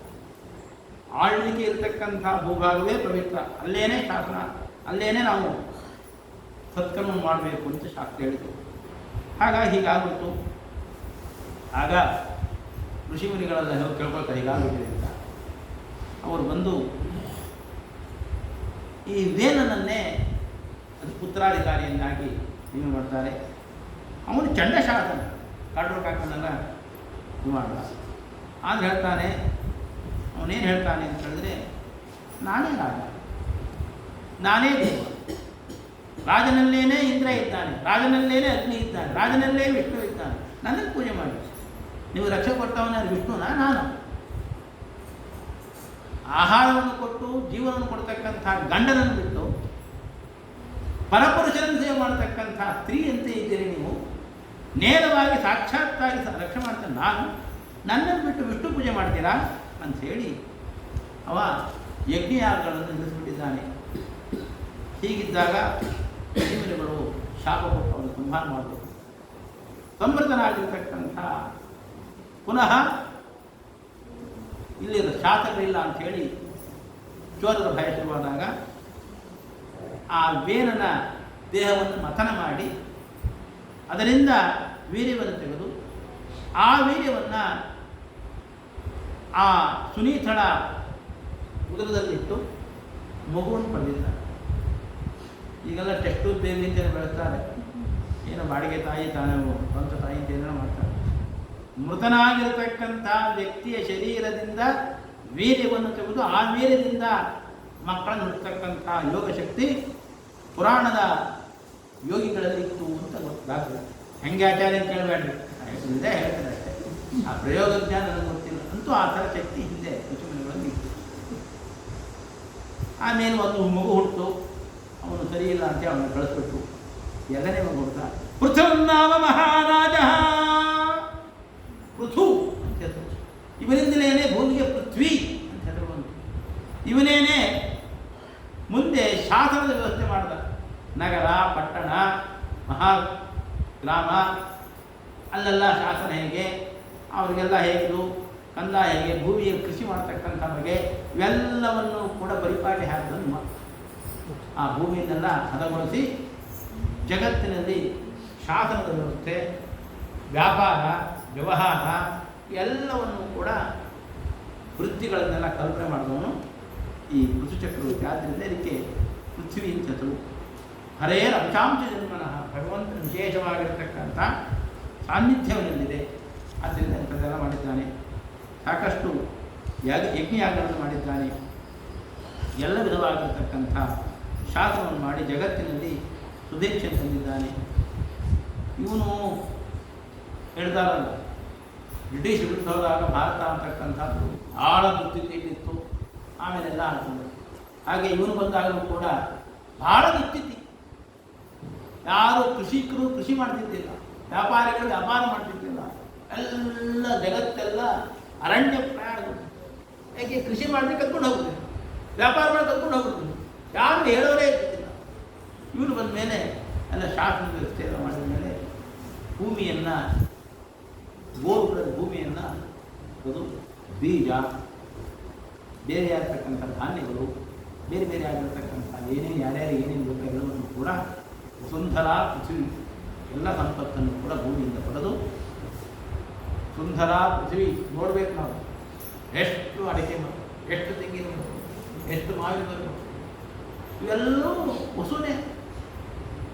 ಒಂದು ಮಾವಿನ ಹಣ್ಣು ಅಂತಂದರೆ ತಯಾರು ಮಾಡೋದು ಯಾರು? ಇದೇ ಮಣ್ಣು ಕೊಡ್ತೀವಿ, ಇದೇ ಸಗಣಿ ಕೊಡ್ತೀವಿ. ಸಗಣಿ ಒಳಗೆ ಆ ರುಚಿ ಇಲ್ಲ, ಮಣ್ಣಲ್ಲಿ ರುಚಿ ಇಲ್ಲ, ಮರದ ತೊಗಡೆಯಲ್ಲಿಲ್ಲ, ಬೇರಲ್ಲಿಲ್ಲ, ಎಲೆಯಲ್ಲಿಲ್ಲ, ಕಾಂಡದಲ್ಲಿಲ್ಲ, ಹಣ್ಣಿನಲ್ಲಿ ಆ ಸವಿ ಎಲ್ಲಿಂದ ಬಂತು? ಭಗವಂತ ಆ ಭೂತಾಯಿ ಕೊಡಬೇಕು. ವಸುಂಧರ ಎಲ್ಲ ವಿಧವಾದ ಸಂಪತ್ತು ಆ ಭೂಮಿಯಲ್ಲಿದೆ, ಭಗವಂತ ಇಟ್ಟಿದ್ದಾನೆ. ಆ ಭಗವಂತನ ಎಲ್ಲ ಪ್ರಾಪ್ತಿಯಾಗ್ತಕ್ಕಂಥ ಇಂತಹ ಅದ್ಭುತವಾದ ಮಹಾಪುರುಷ ಬಂದಿದ್ದಾನೆ. ಇವರು ಮುಂದೆ ಪ್ರಚೇತಸರು ಅಂತ ಪ್ರಾಚೀನ ಬರಿಹಿ ಅಂತಕ್ಕಂಥವನು ಬಂದು ಬರ್ತಾನೆ. ಆ ಪ್ರಾಚೀನ ಬರಿಹಿಗೆ ನಾರದರು ಉಪದೇಶ ಮಾಡ್ತಾರೆ. ಆ ಪ್ರಾಚೀನ ಬರಹಿ ಬಹಳ ಕರ್ಮಠ, ತುಂಬ ಪಶುಗಳನ್ನು ಯಜ್ಞದಲ್ಲಿ ಉಳಿಕೊಟ್ಟಿದ್ದ. ಅದನ್ನು ನೋಡಿ ನಾರದರಿಗೆ ಇವನು ಸದ್ಗತಿ ಹೋಗಬೇಕು ಅಂತ ಹೇಳಿ ಉಪದೇಶ ಮಾಡಿದರು. ಆಸೀತ್ ಪುರಂಜನೋ ನಾಮ ರಾಜನ ಬೃಹಚ್ಛವ ತಸ್ಯ ವಿಜ್ಞಾತ ನಾಮಾಸೀತೆ ಸಖ ವಿಜ್ಞಾತ ಚೇಷ್ಟಿತಃ. ನಿಂಗೊಂದು ಕಥೆ ಹೇಳ್ತೀನಿ ಕೇಳು ಅಂತ ಹೇಳಿ ನಾರದರಿಂದ. ಪುರಂಜನ ಅಂತ ಒಬ್ಬ ರಾಜ ಇದ್ದ. ಅವನಿಗೊಬ್ಬ ಸ್ನೇಹಿತ ಇದ್ದ. ಅವನ ಹೆಸರೇನು ಅವ್ನಿಗೆ ಗೊತ್ತಿದ್ದಿಲ್ಲ.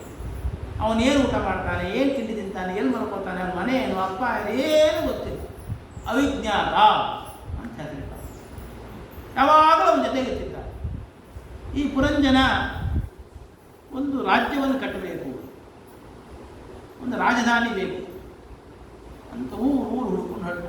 ಆ ಊರಲ್ಲಿ ನೀರಿಲ್ಲ, ಈ ಊರಲ್ಲಿ ಬಾವಿ ಇಲ್ಲ, ಆ ಊರಲ್ಲಿ ಕಾಡಿಲ್ಲ, ಇಲ್ಲಿ ಬರೀ ಗುಡ್ಡ, ಹಾಗೆ ಹೀಗೆ ಯಾವ ಬೇಡ ಬೇಡ ಬೇಡ ಬೇಡ ಬೇಡ. ಕೊನೆಗೆ ಒಂದು ಊರು ಸಿಕ್ತು. ಆ ಊರು ಭಾಳ ಅಚ್ಚುಕಟ್ಟಾಗಿತ್ತು. ಆ ಊರಿಗೆ ಒಳ್ಳೆ ಕೋಟೆ ಇತ್ತು.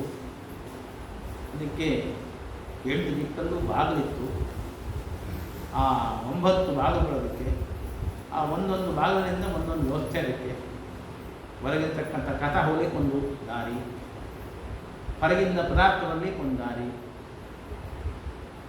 ಹೀಗೆ ಬೇರೆ ಬೇರೆ ಆಗಿರ್ತಕ್ಕಂಥ ಕಾರ್ಯಕ್ರಮಕ್ಕೆ ಒಂದು ದಾರಿ ಅಂತೇಳಿ ಸಹ ಸಜ್ಜಿತವಾದ ಫುಲ್ ಪ್ರಜ್ಜಳು ಟೌನ್ ಇಂಥ ಒಂದು ನಗರ ಚೆನ್ನಾಗಿದೆ ಹೇಳಿ ಇದನ್ನು ರಾಜಧಾನಿ ಮಾಡ್ಕೋಬೇಕು ಅಂದ್ಕೊಂಡ. ಒಂದು ಊಟ ಹೊಡೆದ. ನಾನೆಲ್ಲಿದ್ದೀನಿ ಯಾವುದು ವಿರೋಧ ಮಾಡಿದೆ. ಯಾವಾಗಲೂ ಕೂಡ ಹಕ್ಕದಾರಿಕೆ ನಮ್ಮ ಎಂಜಾಯ್ಮೆಂಟಲ್ಲಿ ಇತ್ತು ಅಂದರೆ ನಾವೇ ಯಜಮಾನರು. ಹಾಗಾಗಿ ಅವನು ಹೋಗುತ್ತಾ ನಾನೇ ಅಂತ ಹೇಳ್ಬೋದು. ಅವನದೇ ಆಗುತ್ತೆ. ಒಬ್ಬನೇ ಕುತ್ಕೊಂಡೇ ಮಾಡು.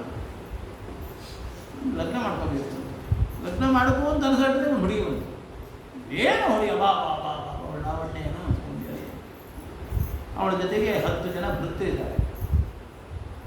ಈ ಪುರಂಜನ ವಿಚಾರ ಮಾಡಿದ, ಈ ಶ್ರೀಮಂತ ಹುಡುಗಿ ಲಗ್ನ ಮಾಡ್ಕೋಕೋ ಬಿಡಕೋ, ಭಾಳ ಚೆನ್ನಾಗೇ ಇದ್ದಾಳೆ ಅಂತೇಳಿ ವಿಚಾರ ಮಾಡಿ ನೋಡ್ದ.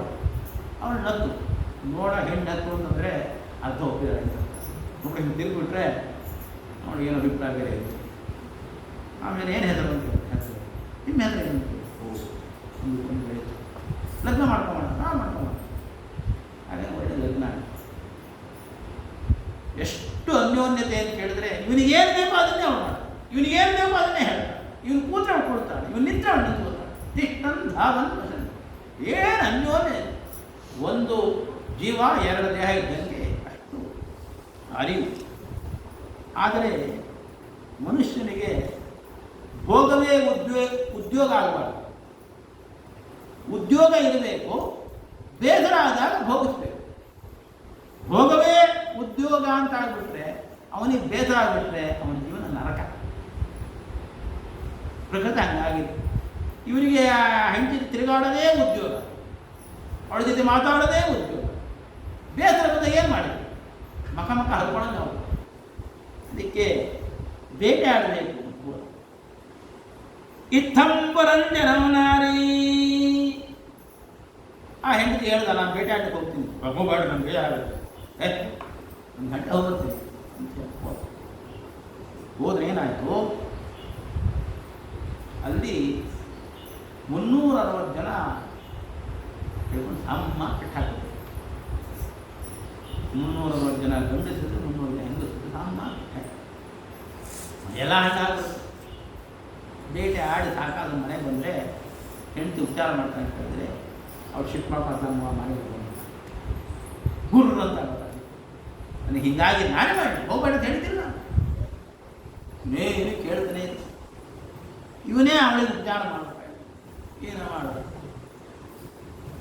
ಇವನ ಶಾಸ್ತ್ರ ಮಾಡ್ತಿದ್ದಾನೆ, ಇವನಿಗೆ ತಿಳುವಳಿಕೆನೇ ಇಲ್ಲ. ಇವನು ಸಂಪತ್ತನ್ನು ಕತ್ಕೊಂಡು ಹೋಗ್ತಾ ಇದ್ದಾರೆ, ಮನೆಯಲ್ಲಿ ದುಂದು ವೆಚ್ಚ ಆಗ್ತಾ ಇದೆ, ಇವನಿಗೇನು ಗೊತ್ತೇ ಆಗ್ತದೆ. ಪೂರ ಬಕೀಲಿ ಬಿಟ್ಬಿಟ್ಟಾನೆ. ಆಮೇಲೆ ನೋಡ್ತಾನೆ ಇವನಿಗೆ ನಿಗ್ರಹ ಮಾಡಲಿಕ್ಕೆ ಆಗೋಷ್ಟು ಇವನಿಗೆ ತೊಂದರೆ ಆಗಬೇಕು. ಹೀಗೆ ತೊಂದರೆ ಆದಾಗ ಇವನ ಹೆಂಡತಿಯೂ ಕೂಡ ಇವನಿಂದ ವಿಮುಖಳಾದಾಗ ಇವನು ತುಂಬ ದುಃಖಿತನಾಗಿದ್ದಾನೆ, ಏನು ಮಾಡಬೇಕು ಅಂತ ಗೊತ್ತಾಗ್ತಿಲ್ಲ. ಆಗ ಹಿಂತಿರುಗಿ ನೋಡ್ತಾನೆ, ಹಳೆ ಹತ್ರ ಬಗದಾಗಿ ನೋಡೇನೆ ಅವಿಜ್ಞಾತ. ಅವನನ್ನು ಮಾತಾಡ, ಎಲ್ಲಿದ್ದಿಡಿದೆ ನಾನು ಇಲ್ಲೇ ಇದ್ದೇನೆ, ನಾನು ನೋಡಲಿಲ್ಲ, ನೋಡಲಿಲ್ಲ, ಏನು ಮಾಡ ಈಗ ನೋಡು. ಅವನನ್ನು ನೋಡಿದ್ದೆ, ಅವನನ್ನು ಮಾತಾಡ್ತಿದ್ದೆ, ಇಲ್ಲಿ ದುಃಖಿತ, ಮನೇಲಿ ಸಮಾಧಾನ, ಎಲ್ಲ ದುಃಖಗಳು ದೂರವಾಯಿತು ಅಂತ ನಾನು ಅದೇ ಹೇಳಿದಾಗ ರಾಜ ಕೇಳ್ತಾನೆ, ಸ್ವಾಮಿ ನಾವು ಲೌಕಿಕರು, ನಿಮ್ಮ ಕಥೆ ಅರ್ಥ ಆಗಲಿಲ್ಲ, ಏನು ನೀವು ಹೇಳಿದ್ರು? ಪುರುಷಂ ಪುರಂಜನಂ ವಿದ್ಯಾತ್. ಪುರಂಜನ ಅಂದರೆ ನಾವೆಲ್ಲರೂ ಪುರಂಜನರ, ಮನುಷ್ಯನನ್ನು ಪುರಂಜನ ಅಂತ ಕರೀತಾರೆ. ನಾವು ಕೂಡ ಹಾವಾಗಿ ಹುಟ್ಟಿದ್ವಿ, ನರಿಯಾಗಿ ಹುಟ್ಟಿದ್ವಿ, ಗೊದ್ದಾಗಿ ಹುಟ್ಟಿದ್ವಿ, ಇರುವೆಯಾಗಿ ಹುಟ್ಟಿದ್ವಿ, ಮತ್ತೊಂದಾಗಿ ಹುಟ್ಟಿದ್ವಿ, ಏನೇನೇನೇ ಯೋನಿಗೆ ಬಂದ್ವಿ. ಯಾವ ಯೋನಿಯೂ ಕೂಡ ಪೂರ್ಣ ಅಲ್ಲ. ಮನುಷ್ಯ ಯೋನಿ ಆದಾಗ ನಾವು ಪೂರ್ಣವಾದ. ಯಾಕೆಂದರೆ ನಾವು ಆನೆಯಿಂದ ಬಳಸ್ತಕ್ಕಂಥ ಸಾಮರ್ಥ್ಯ ಇದೆ, ಚಳಿಯಿಂದ ರೆಕ್ಕೆ ಪಡೆದ ಸಾಮರ್ಥ್ಯ ಇದೆ. ಒಂದು ಮುಳು ಚುಚ್ಚಿದ್ರೆ ಅದು ತೆಕ್ಕೊಳ್ತಕ್ಕಂಥ ತಿಳುವಳಿಕೆ ಸಾಧನೆಗಳನ್ನು ಸಂಪಾದನೆ ಮಾಡೋ ಸಾಮರ್ಥ್ಯ ಇದೆ. ಪಾಪ ಹುಲಿಗೆ ಮುಳು ಚುಚ್ಚಿಬಿಟ್ರೆ ಏನು ಬರುತ್ತೆ? ತೆಕ್ಕೊಳಕ್ಕೆ ಬರ್ತದ? ಸಿಂಹ ಕಾಲು ಮಾಡ್ತದೆ, ಅದಕ್ಕೆ ಏನಾದ್ರು ಒಂದು ಗಾಯ ಆಗಿಬಿಟ್ರೆ ಹೋಗಿಲ್ಲ. ಹಾಗೆ ಯಾವುದೇ ಪ್ರಾಣಿಗಳಿಗೂ ಇರತಕ್ಕಂಥ ವಿಶಿಷ್ಟವಾಗಿರತಕ್ಕಂಥ ಒಂದು ಜೀವನದ ಕ್ರಮ ಮನುಷ್ಯನಿಗಿದೆ. ಹಾಗಾಗಿ ಮನುಷ್ಯನಿಗೆ ಬಂದಾಗ ಅವನಿಗೆ ಸಂತೃಪ್ತಿ ಆಗ್ತದೆ.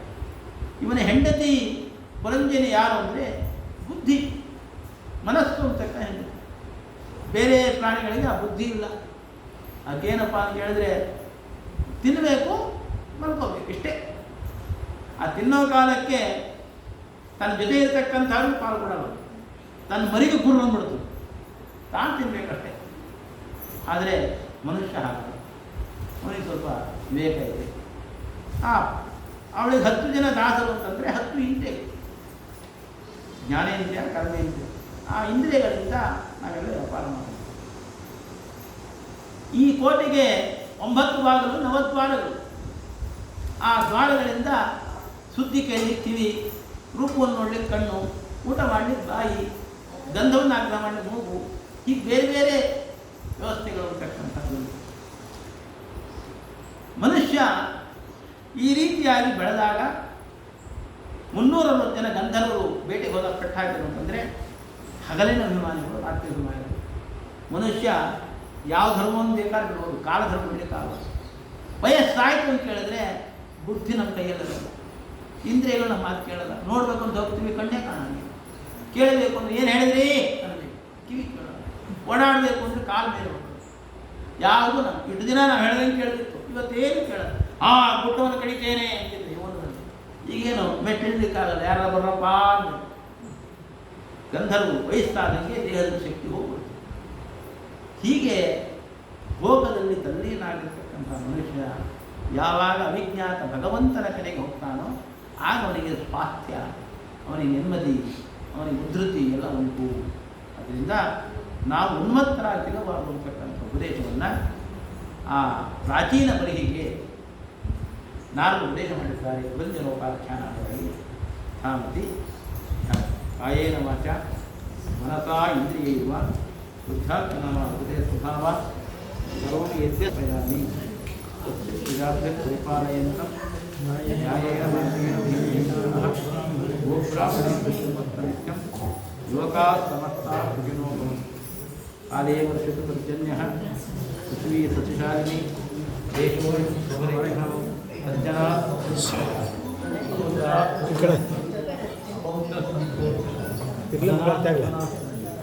ಜೀವಂತ